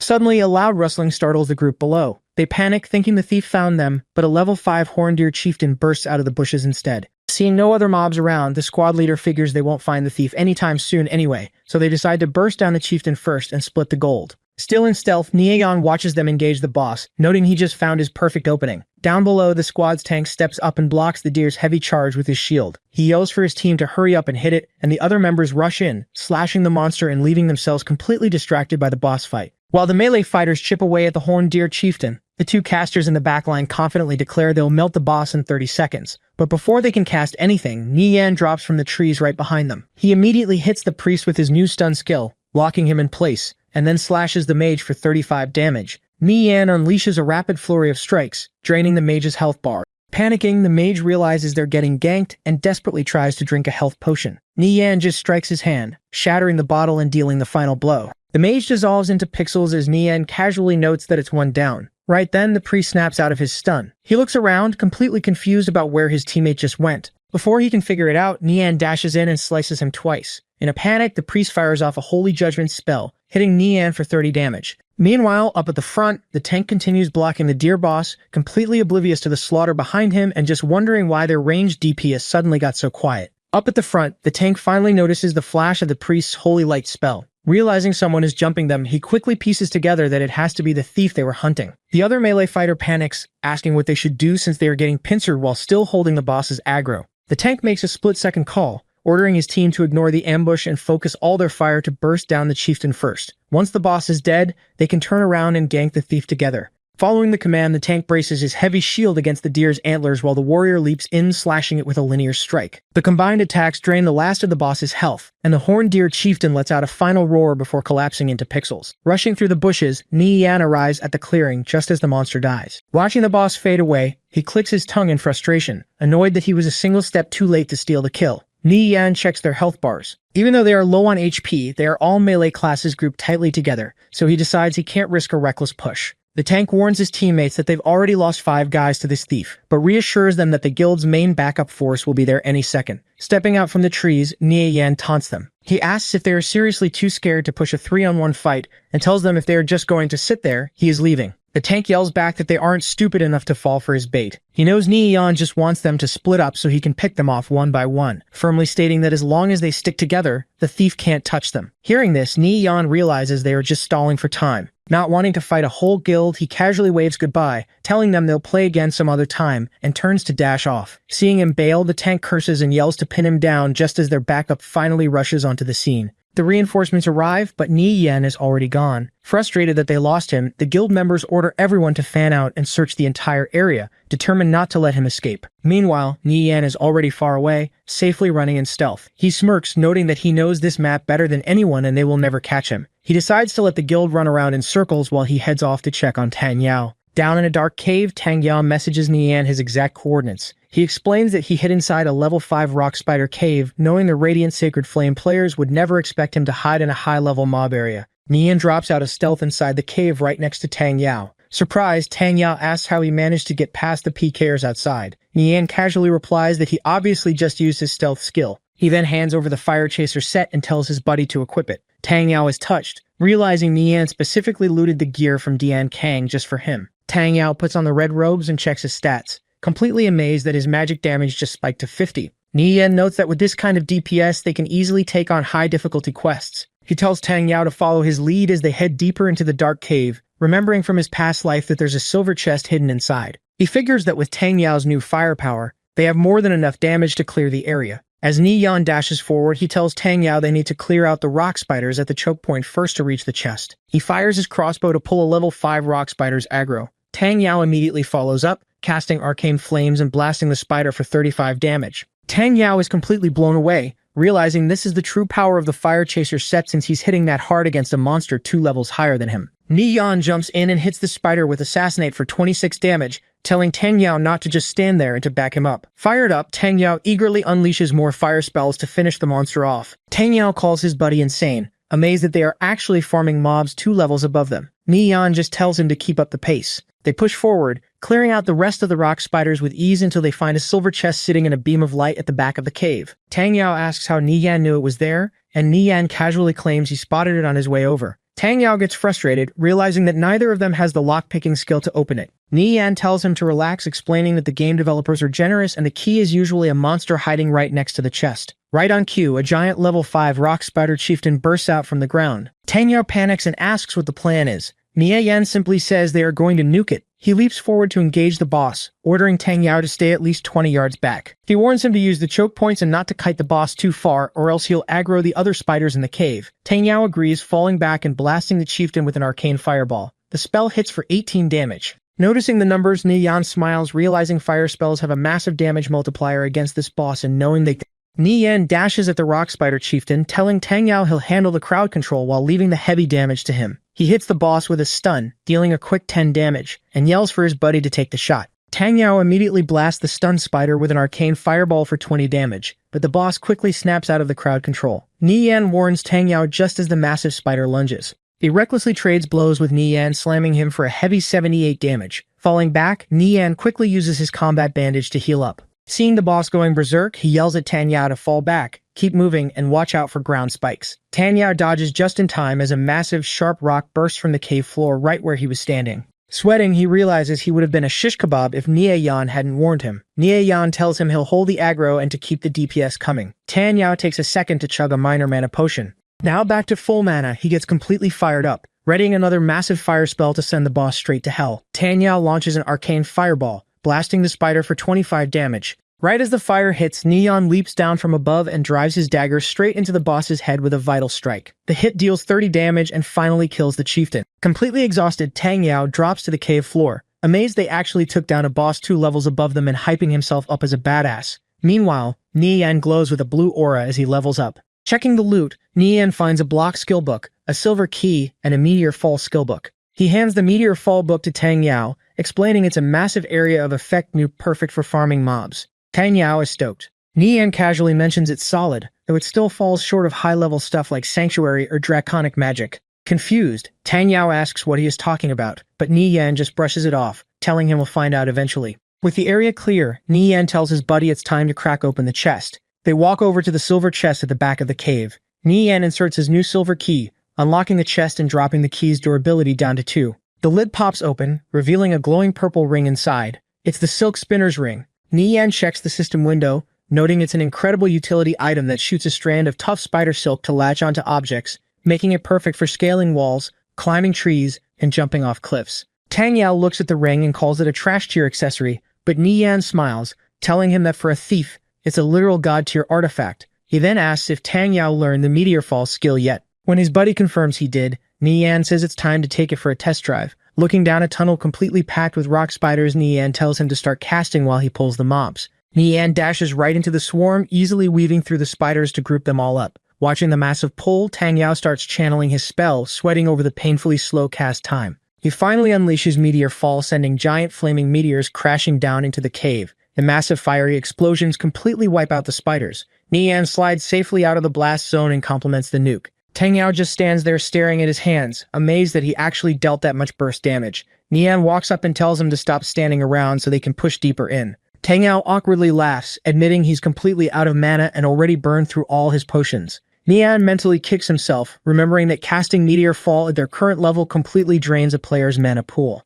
He really wants to keep going since he knows the absolute most important item in the early game is hidden deep inside this exact cave. Figuring he'll just be dead weight without mana, Tang Yao asks Ni-Yan to escort him to a safe zone so he can teleport back to the city. Ni-Yan agrees to the plan, deciding to use the walk back to teach his buddy some more arcane mage mechanics. Tan Yao pulls out a town portal scroll and thanks Nian for turning a terrible gank into a massive win. He's hyped that he not only survived but also scored the Meteor Fall skill. Nian just smiles, saying that's what bros are for, and watches his friend teleport away. With Tan Yao gone, Nian turns around and heads back deep into the dark cave. He remembers that at the very end of this rock spider cave lies a page of the Chapter of Order, an item every player dreams of getting. According to the game's lore, the Chapter of Order and the Chapter of Chaos are divine artifacts that dictate the continent's laws. Each chapter has 6 volumes and 36 pages scattered across the world. Assembling the Chapter of Order makes the wielder the Supreme Pontiff, while gathering the Chapter of Chaos turns a player into the King of Darkness. Right now, the game is only in its first expansion.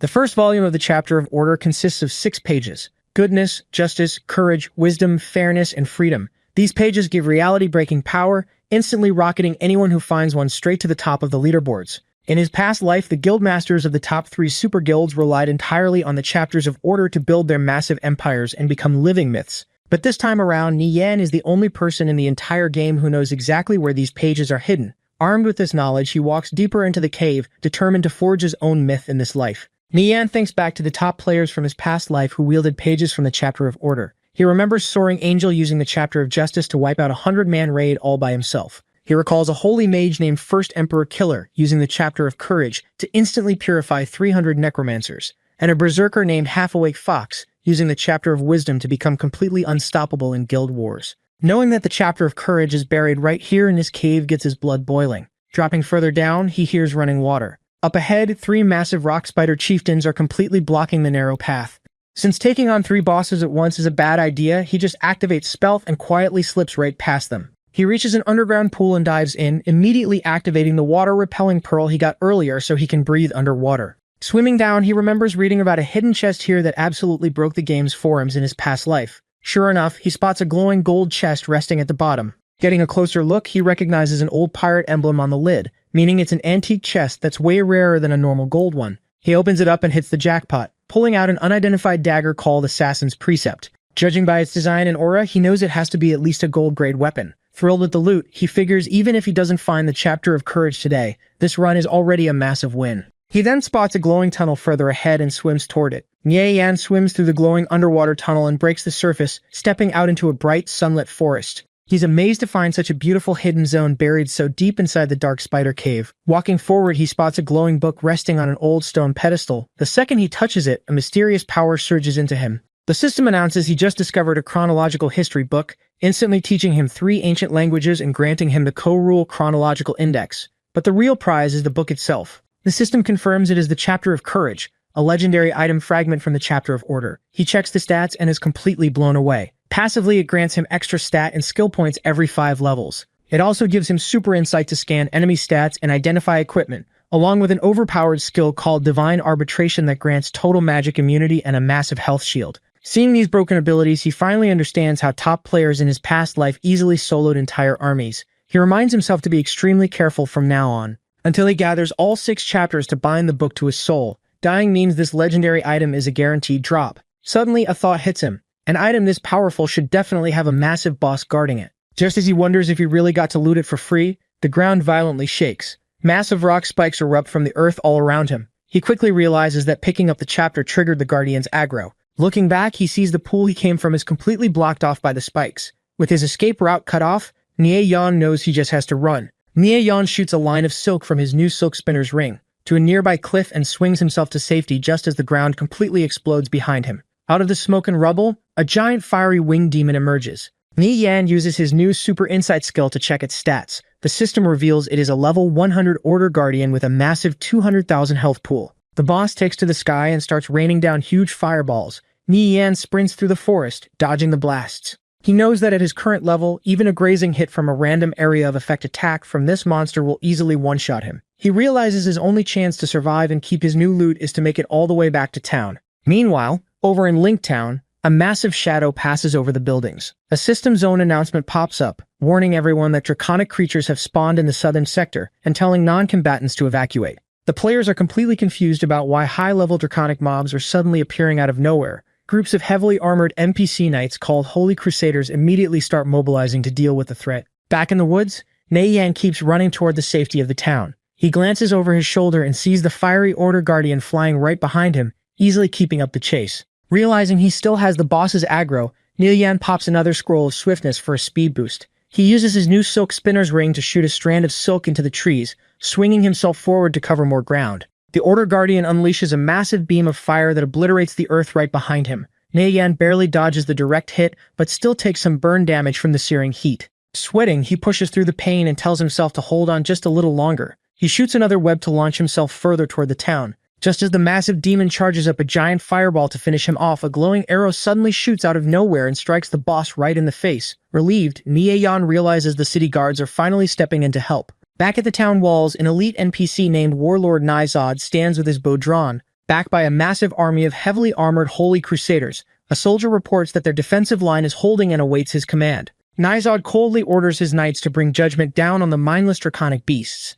The massive Order Guardian flies right toward the town. Swinging its fiery spear, it casts blazing meteors, sending dozens of giant fireballs raining down from the sky. The system immediately triggers a level 1 town alarm for a draconic creature invasion. Players inside the town panic and run for their lives, terrified they are going to get wiped out. Just before the meteors hit the buildings, Warlord Nysod activates the town's basic protective barrier. A huge purple energy dome appears, covering the entire city. The fireballs crash into the shield and explode harmlessly, leaving the players safe inside. With the defense holding, Nysod orders his Holy Crusaders to attack. The knights draw their weapons and unleash a massive volley of glowing energy spears, shooting them straight up into the sky right at the Order Guardian. The glowing spears strike the Order Guardian mid-air. The massive blast of energy heavily damages the demon, sending it plummeting from the sky and crashing hard into the ground right outside the town's barrier. Watching from the safety of the town, a few players see the monster fall. A white-haired swordsman gets excited and tells the players around him to form a team, figuring they can easily finish off the nearly dead boss. But a priest quickly shuts the idea down. He points out that the monster is a level 100 Lord boss, meaning even with just 1% of its health left, it could still easily wipe them all out in an instant. Realizing he's right, the swordsman agrees they should just stand back and watch the NPCs finish the job, while the priest sighs that it's a real shame they won't be able to grab any of the loot. The Holy Crusaders continue their barrage, raining down more glowing blue spears that strike the Order Guardian and keep it pinned to the ground. While the swordsman and priest watch from the safety of the town, Yan decides to make his move. He grabs one of the glowing energy spears that landed nearby. Leaping down from above, he plunges the weapon straight into the heavily injured boss, shocking the two players as he swoops in to steal the final kill. But the boss isn't dead yet. A player and the blonde swordsman from earlier try to rush in to get some hits, but the Order Guardian instantly blasts them away. The swordsman gets swatted by the monster's fiery spear and is sent flying back. Seeing he didn't get any loot from the kill, Yan decides to just walk away. But a guy calls out, telling him it won't be that easy to leave. A group of armed players suddenly dashes forward and surrounds Yan. Completely unfazed, Yan looks back and asks if they really want to make him stay. Before a fight breaks out, a guy steps in front of Yan to defend him. He calls the dark-haired guy Li Ma Hangdao and claims Yan as his friend.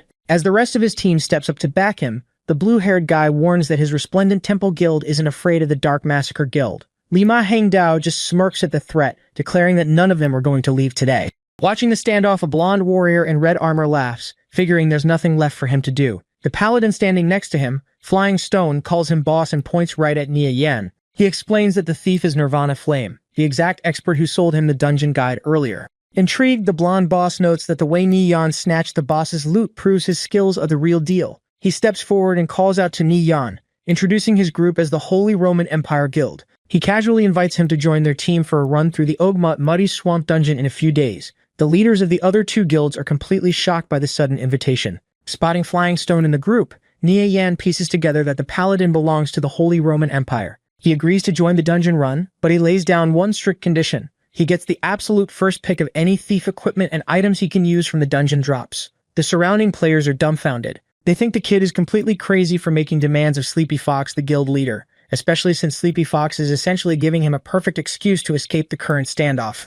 Even Sleepy Fox's own underling complains that Yan is being way too arrogant and pushing his luck. But Sleepy Fox just smirks. He tells his underling that anyone who dares to speak that boldly usually has the skills to back it up. Without hesitating, Sleepy Fox agrees to the terms, promising Yan first pick of the thief gear. The spectators are left in total disbelief, wondering who exactly this kid is to make a big shot like Sleepy Fox agree to such crazy demands. Realizing his guild can't possibly fight both the Resplendent Temple and the Holy Roman Empire at the same time, the dark-haired leader of the Dark Massacre Guild starts sweating. Sleepy Fox steps up and casually asks Brother Dronzer to do him a favor and let the whole thing go. Knowing he's completely outmatched, Dronzer agrees to let it slide out of respect for the guild leader and orders his men to fall back. With the enemies gone, the blue-haired guy, Radiant Star, thanks Neon. He assumes Neon used his ties with the Holy Roman Empire to save them so he could safely secure the boss's loot, but Neon bluntly tells him he's overthinking it. Sleepy Fox then asks Radiant Star if he got a good haul from the boss. Radiant Star sighs and shares the item's stats, a gold-grade stout armor of courage.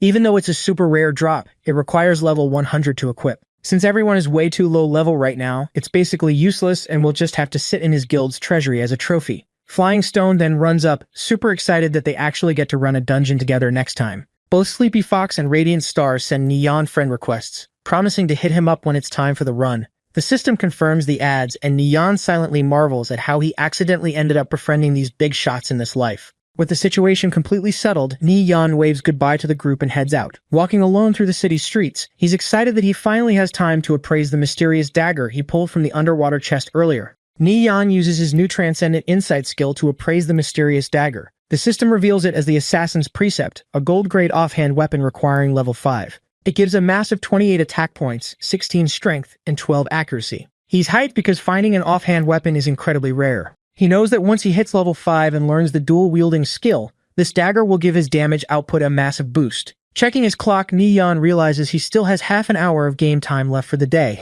He decides to use this chance to finish up Dr. Blevin's chain quest, and steps into the Telak town teleportation point. He teleports over to the merfolk village, only to find the entire area completely destroyed and covered in burning rubble. He notes that the victorious Return Guild moved incredibly fast to clear the place out, spotting a few solo players scavenging the ruins. He figures they probably picked up the fine silk he needs. Since he doesn't have the time to farm the mobs himself, he just walks up and buys the silk directly from them using his coins. With the item secured, Nieyan travels to Heart of the Lake Island. He finds the Honorable Doctor quietly fishing by the shore and hands over the 90 pieces of fine silk. Blevins is absolutely thrilled, declaring he finally has enough materials to return to the Hilton Stronghold tomorrow. A system notification pops up, rewarding Nieyan with 11 Hilton Stronghold reputation points. The doctor glows with a holy light, blessing the young adventurer and praying for the darkness to finally be eradicated. The doctor thanks him and hands over his rewards. Nieyan gets over 16,000 experience points and a new pair of gold-grade Swift Evasion boots. Checking the stats, he sees they require level 5 and give a solid boost to his defense and movement speed. He is pretty hyped to score another piece of gold-grade equipment.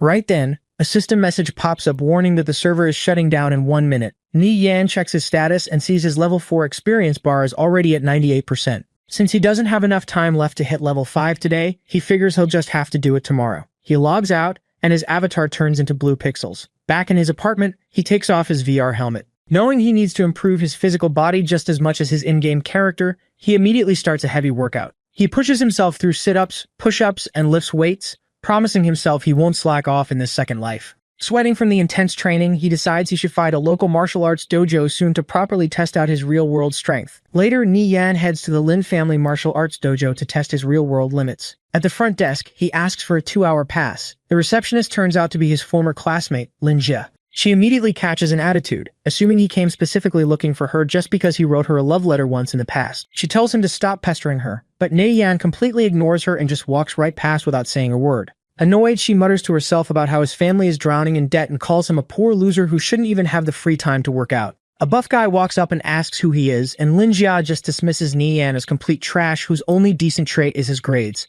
Ignoring the background drama, Nieyan steps up to a pull force testing machine. He grabs the cable and yanks it hard, hitting 162 kilograms. Wiping his sweat, he notes that while it's nowhere near his peak strength from his past life, it's still a pretty solid start for his current, younger body. Next, he moves over to the weight-bearing machine, squatting down and pressing up a solid 155 kilograms. Across the gym, the buff guy keeps watching Nieyan. Lin Jia asks what he's looking at, brushing off her former classmate as just a skinny monkey. Right then, Nieyan winds up and throws a heavy punch at the testing machine. The loud impact echoes through the whole dojo, leaving both Lin Jia and the buff guy completely shocked by how hard he hit it. After finishing his workout, Nieyan heads back to the front desk. Lin Jia completely changes her tune. Acting super sweet, she calls him Brother Nie, covers his 2-hour fee, and hands him a card with 26,000 for breaking the dojo's record. Nieyan takes the card and thanks her, surprised by the extra cash. Lin Jia then leans in and flirts, telling him she's free tonight and offering to treat him to a drink at a club. Without hesitating, Nieyan just tells her he isn't interested and walks right out the door, leaving her standing there rejected. Lin Jia is furious about the rejection, cursing him for being an arrogant poor kid. Meanwhile, Nieyan heads to the mall and uses his bonus cash to stock up on a month's supply of nutrient solutions. With his food sorted, he heads home, puts on his helmet, and logs back into Conviction. Spawning back in the game, he goes over his plan. Now that he has the Featherfall Jewel, he just needs to hit level 4 so he can go solo to the elite boss, Lion King Kato. He jumps straight into grinding, slicing through a bunch of water spiders until a golden light surrounds him, and the system announces he has reached level 4. He knows he only needs one more level to equip his new gold-grade dagger. He figures that killing a boss above his current level will give him the exact experience boost he needs to reach level 5. But before he can take on the Lion King, he needs to make a few preparations. He pulls out a return scroll and teleports back to Kalor City, making his way straight to the auction house. Inside the shop, Neon remembers that the SOS Valley dungeon will be opening soon. Large guilds will be rushing to clear it, but the werewolves inside inflict a nasty poison. This means the price of black phenol potions, the only cure, is going to skyrocket overnight. He asks the vendor for 9 quivers of poison arrows and then drops a bomb. He wants to buy every single black phenol potion and recipe the shop has in stock. The vendor is stunned but makes the sale. Walking out, Neon smirks, knowing he just completely cornered the market. Ready for his hunt, he takes the teleportation pad to Moto Town and heads straight out to the Crimson Dream Hills. Looking down from a high ridge, he finally spots his target, Lion King Kato, a level 7 elite monster with a massive 6,000 health pool. He notes the beast makes his old wild buffalo boss look like a joke. He scales the steep cliff face right above the boss to find a perfect angle. Finding his spot, he leaps backward off the sheer drop. Mid-air, he activates his Featherfall Jewel, making his body fall as light as a feather. As he floats down, he fires a strand of web from his silk spinner's ring, latching onto a sturdy tree branch sticking out of the cliffside. Thanks to the jewel's weight reduction, the silk doesn't snap under his weight.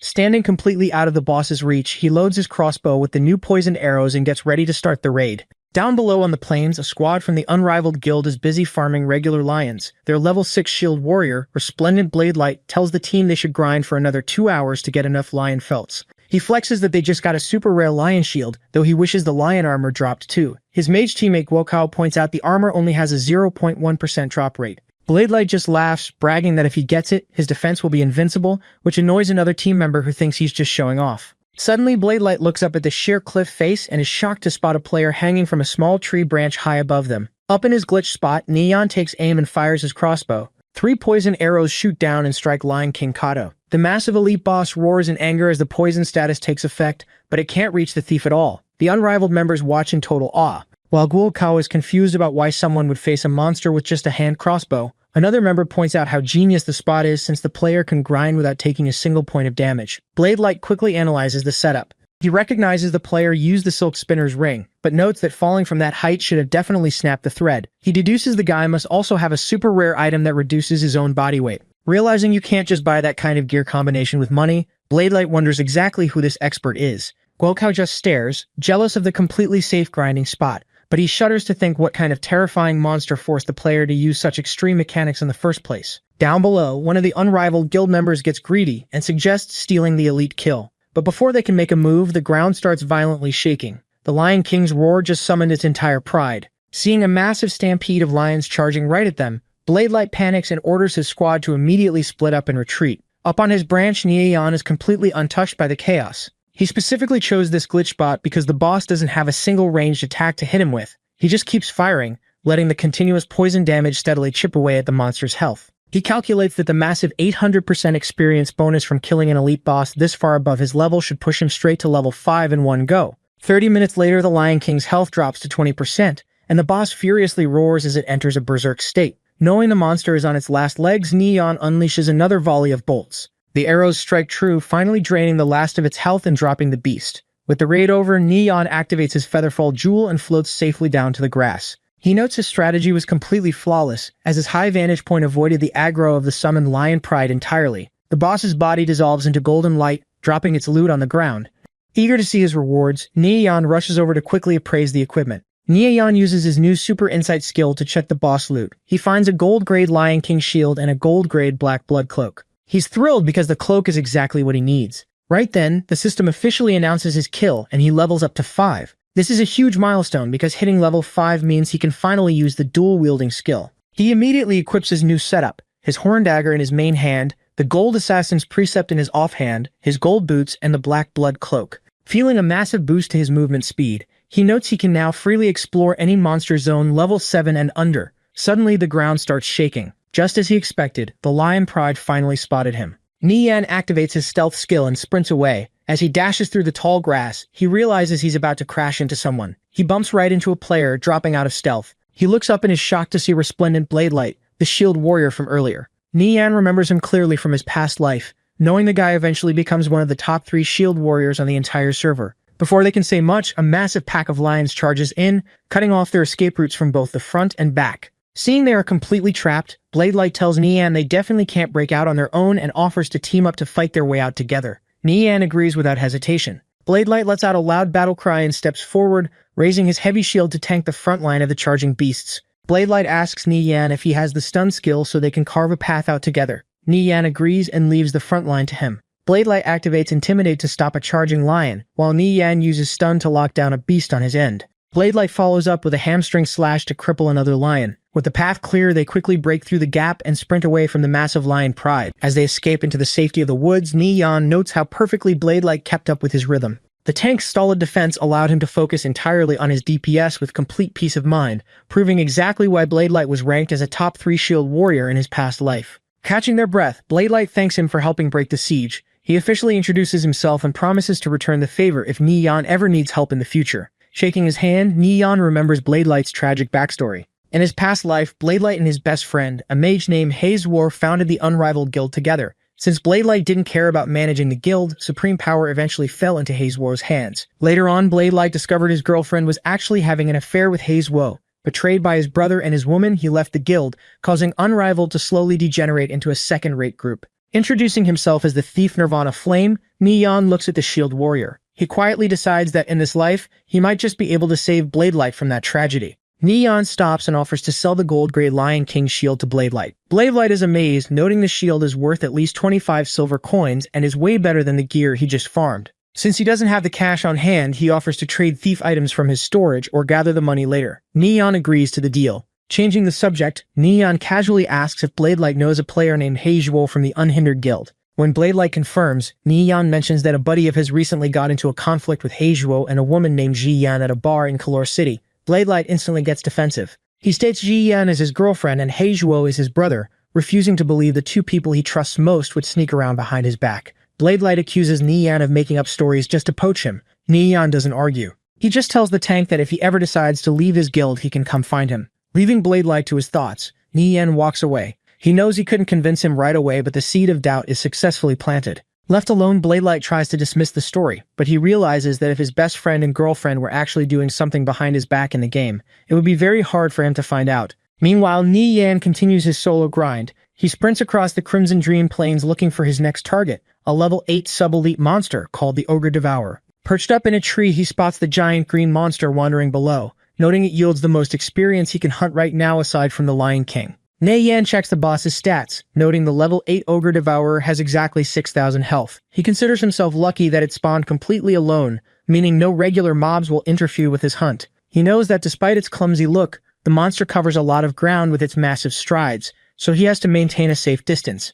He also remembers the most terrifying part of this fight from his past life's guides, the ogre's petrifying gaze. If he gets hit by it, he'll be completely paralyzed for 6 whole seconds, giving the monster plenty of time to smash him to death with a single club strike. He initiates the fight, firing a volley of poison bolts to start whittling down its health. Taking damage, the Ogre Devourer spots him and lets out a furious roar as it charges. It swings its giant wooden club down hard, but Nian easily jumps back, dodging the heavy smash. Knowing the boss's attack pattern perfectly, Nian expects its next move, fully aware that within 3 seconds of its first attack, it will trigger its stun. The ogre roars again as its eyes flash green, casting petrifying gaze. With perfect timing, Nian activates his Silk Spinner's ring, shooting a web into the trees and swinging himself high into the air. Completely dodging the paralyzing attack, he takes aim while midair and fires another barrage of arrows down at the frustrated boss. The Ogre Devourer fires its green petrifying gaze, but Nian uses his Silk Spinner's ring to swing through the branches and completely dodge the attack. Glad he has the ring to easily kite the boss,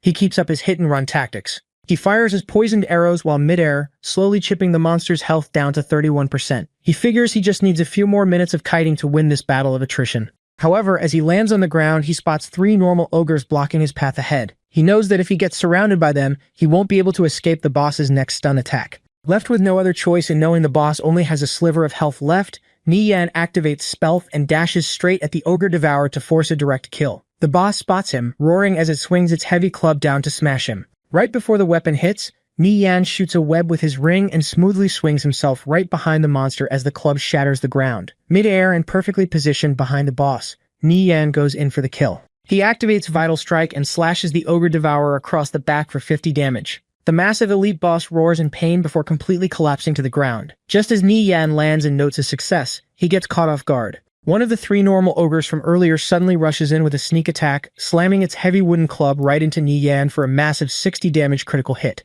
The ogre roars in triumph, thinking it just flattened the thief. However, the monster quickly gets confused. Instead of being crushed into the dirt, Ni Yan is standing perfectly still right next to the massive club. Covered in a dark, menacing aura with his eyes glowing red, he slowly turns his head and coldly asks the ogre if it was the one who just hit him.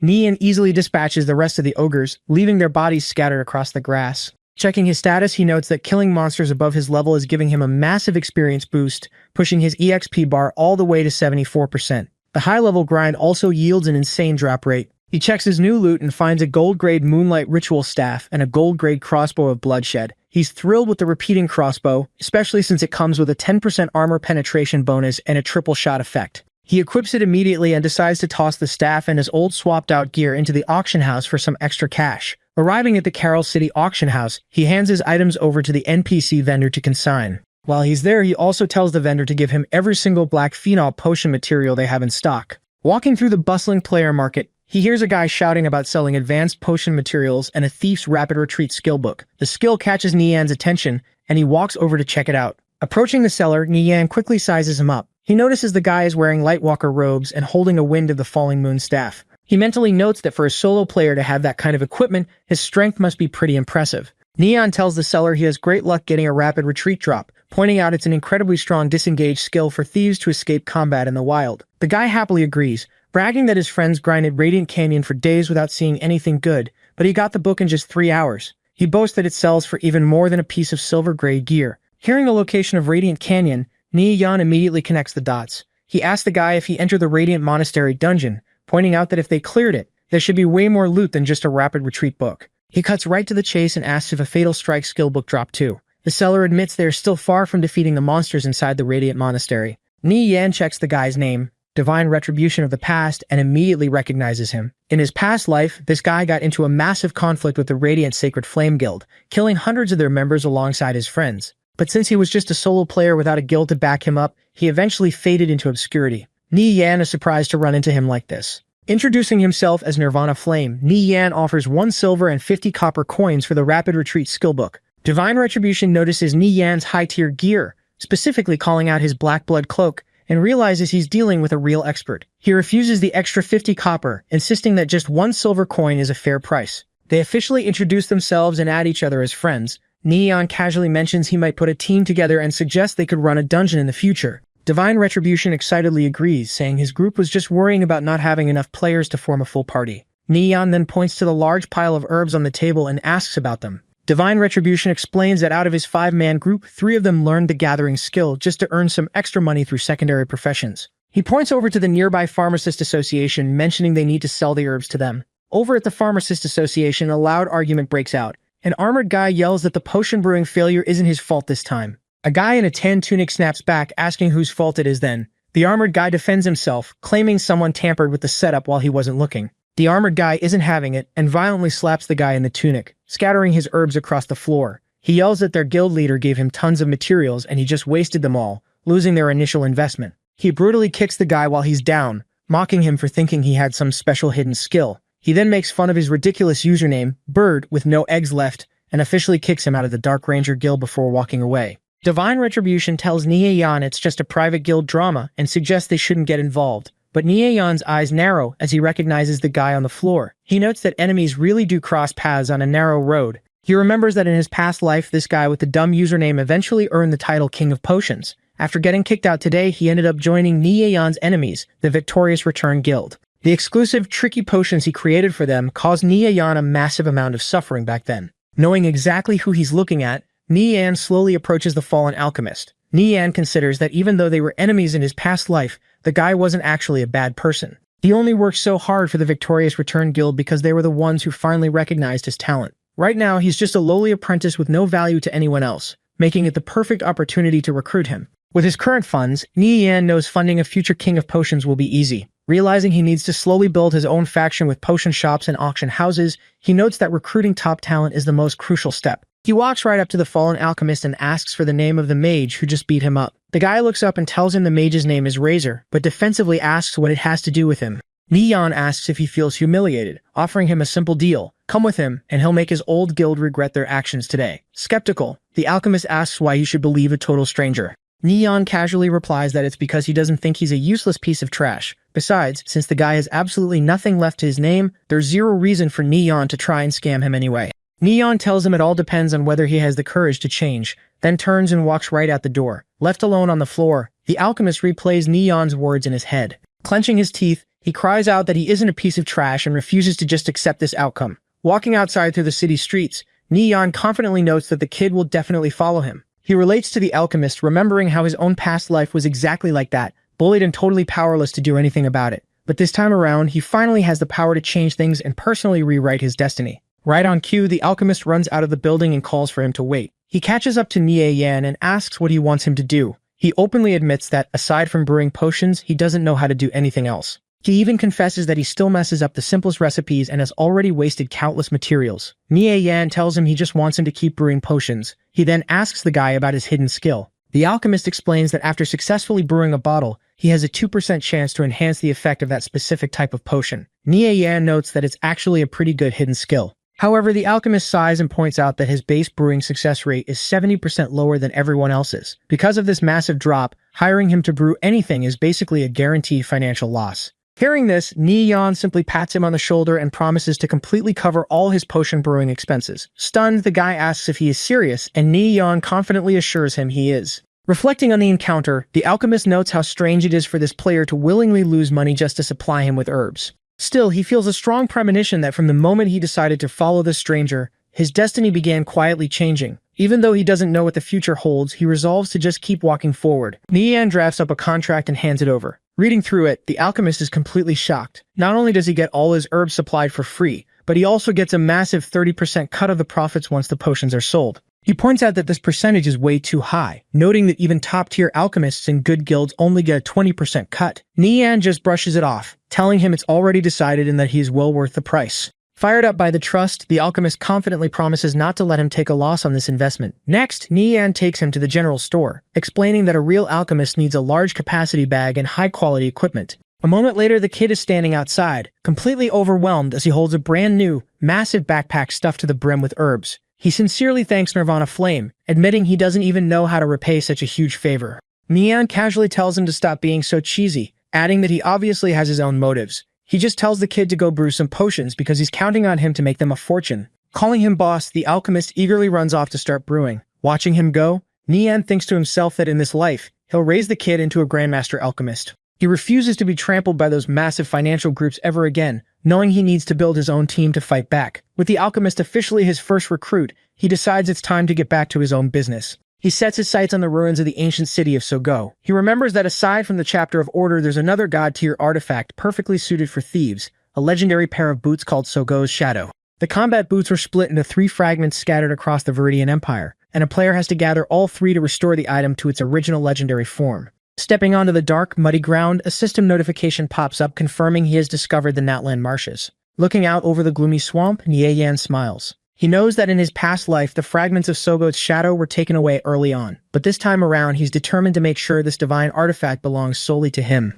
Without wasting any time, he dashes forward into the swamp to begin his search. Suddenly, a level 6 swamp giant lizard bursts out of the muddy water and lunges right at him. Neon easily dodges the attack and readies his dual daggers. Activating Vital Strike, he slices the monster with both blades, dealing massive hits of 83 and 97 damage. As the lizard crashes back into the mud, Neon follows right up, plunging both daggers down into the beast for another 179 damage. The quick combo instantly drains the rest of its 360 health, killing it on the spot. Standing over the dead monster, Neon notes that even though the muddy swamp environment limits his movements a bit, his new level and upgraded gear make killing higher-level mobs completely effortless. As Neon ventures deeper into the swamp, the fog grows thicker. He reminds himself to stay alert for hidden monsters and other players. He knows the Natlan Marshes are a forbidden zone for low-level players but a goldmine for experts, mainly because it drops good gear in the rare Priest Resurrection skill book. Suddenly, his head spins and he starts taking continuous tick damage. He realizes he's poisoned just as a giant spike tail sweeps through the fog right at him.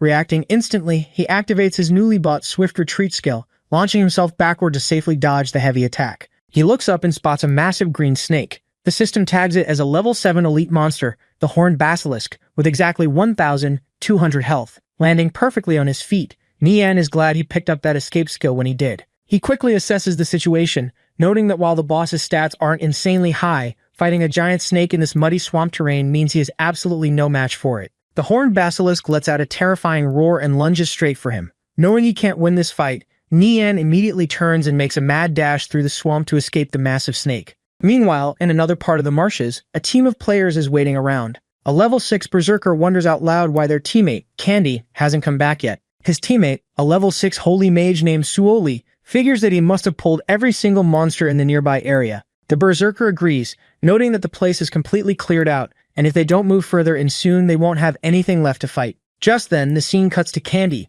a level 5 thief. He is sprinting for his life through the mist, blowing a whistle as he frantically kites a massive pack of angry swamp giant lizards right back toward his group. Seeing the swarm of lizards approaching, the berserker orders Suyan to prepare her magic. He charges right into the pack, spinning his heavy red sword to slice through the monsters with a whirlwind slash. Right on cue, Suyan drops a massive lightning spell called Roaring Thunderburst, blasting the lizards for 360 damage. Candy easily finishes off a surviving lizard by stabbing it right in the eye for 100 damage. Landing on the ground among the dead monsters, the thief clicks his tongue and complains about how boring it is that they die so quickly. The berserker notes that they've basically cleared out the entire area. He tells the team to take a quick breather to recover their stats before they move to a new grinding spot. Still running through the swamp, Nian spots the party through the fog. He immediately notices their high-end gear and figures they're a pretty strong team. At the same time, the berserker spots him too, noting that any thief exploring this dangerous zone solo must be seriously skilled. Candy, however, just smiles, thrilled to finally have some real entertainment. Declaring Yi Yen as his prey,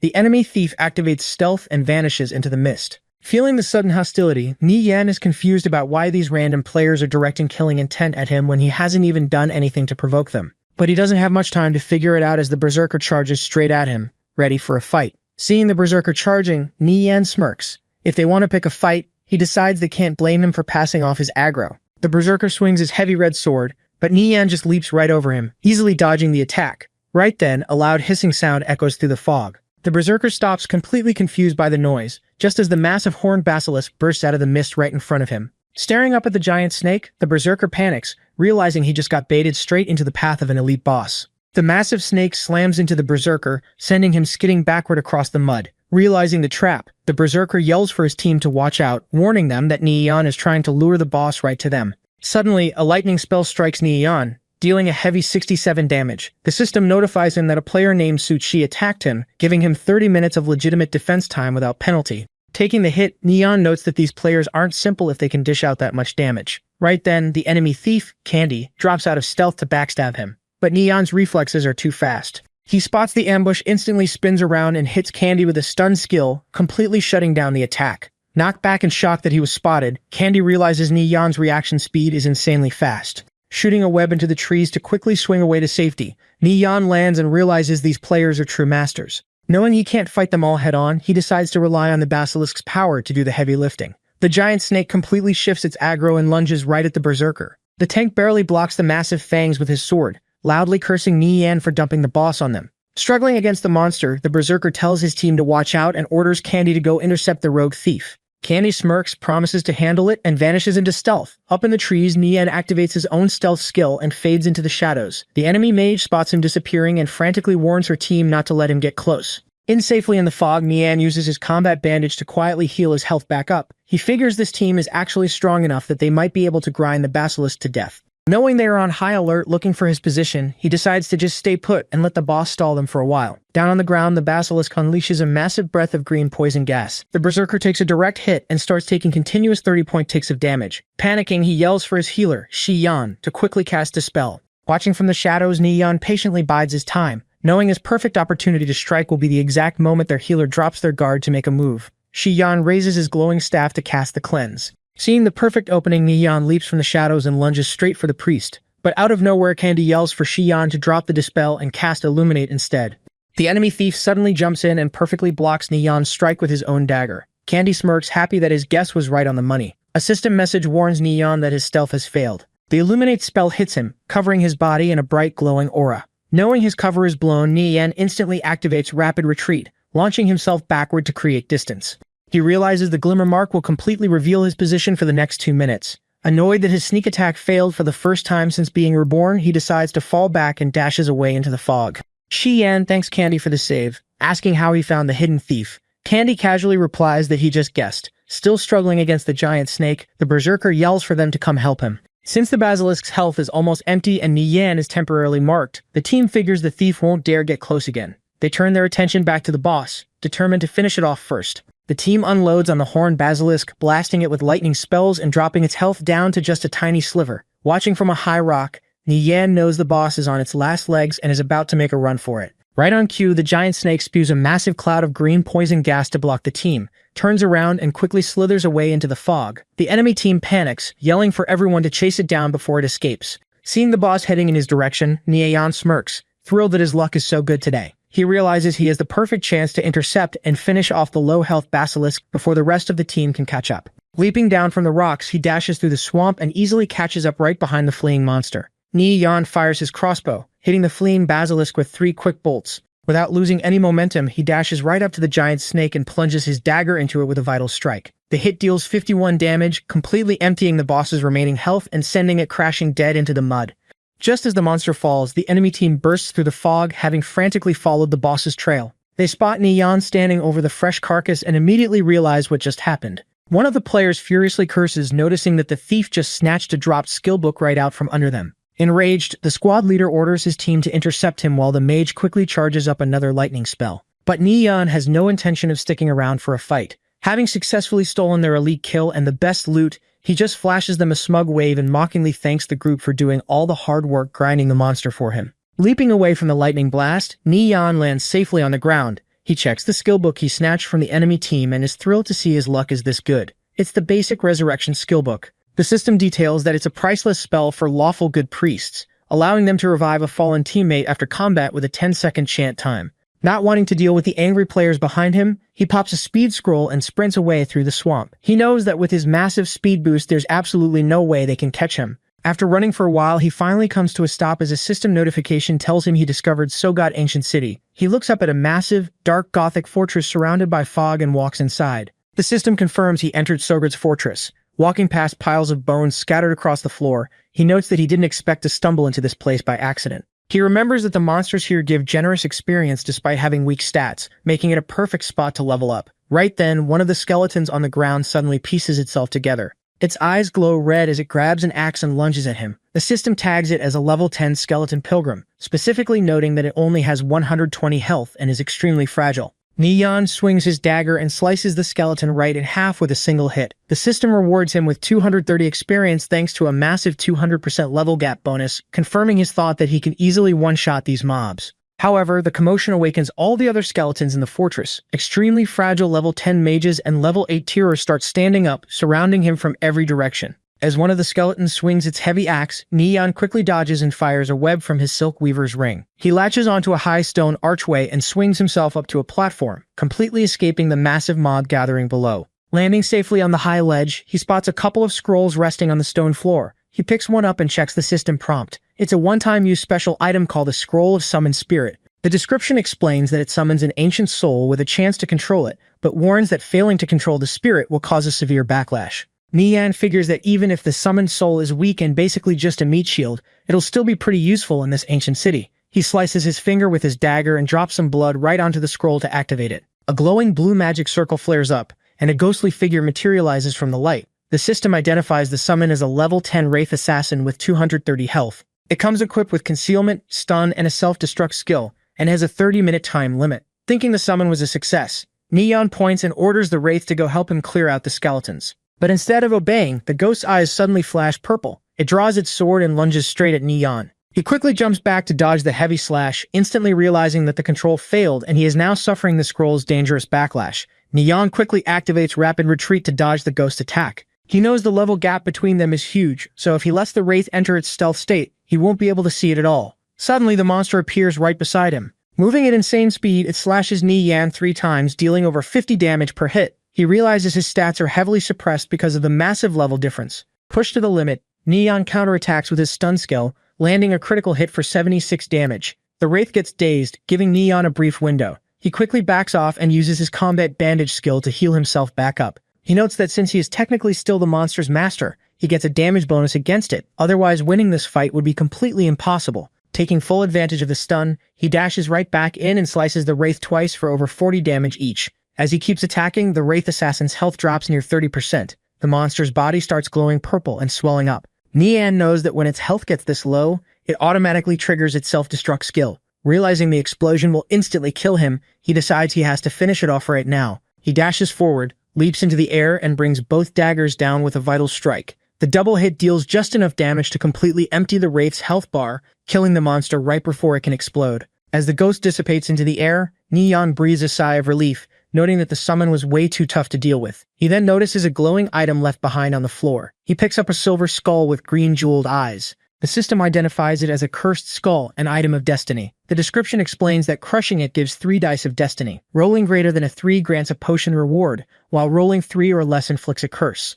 The higher the number, the better the reward, but the lower the number, the more severe the punishment. It also warns that the skull will disappear in 3 minutes if it isn't used. Looking at the item, Neon wonders if this is something that belongs to the Dark Faction. Neon recalls the lore of the Dark Underground, a diseased place filled with ancient tombs and evil necromancers. Staring at the skull, he realizes this gamble relies entirely on pure luck, meaning his memories from his past life won't give him any advantage here. He hesitates, wondering if he should really use it, but he quickly grits his teeth, deciding that destiny is meant to be challenged. Refusing to cower and hold back in this new life, he crushes the skull in his hand. A bright blue light bursts out, and a massive stone die drops onto the ground in front of him. Looking at the dice of destiny, Neon points his hand forward and commands it to start. The giant die floats up into the air and begins spinning rapidly inside a glowing aura. After letting it roll for a moment, he yells out for it to stop. The giant die lands on a red 3. Instantly, a system notification pops up warning him that he has received the permanent plague weakness curse, which drops his strength by 10 points. Neon takes a hit of dark purple energy,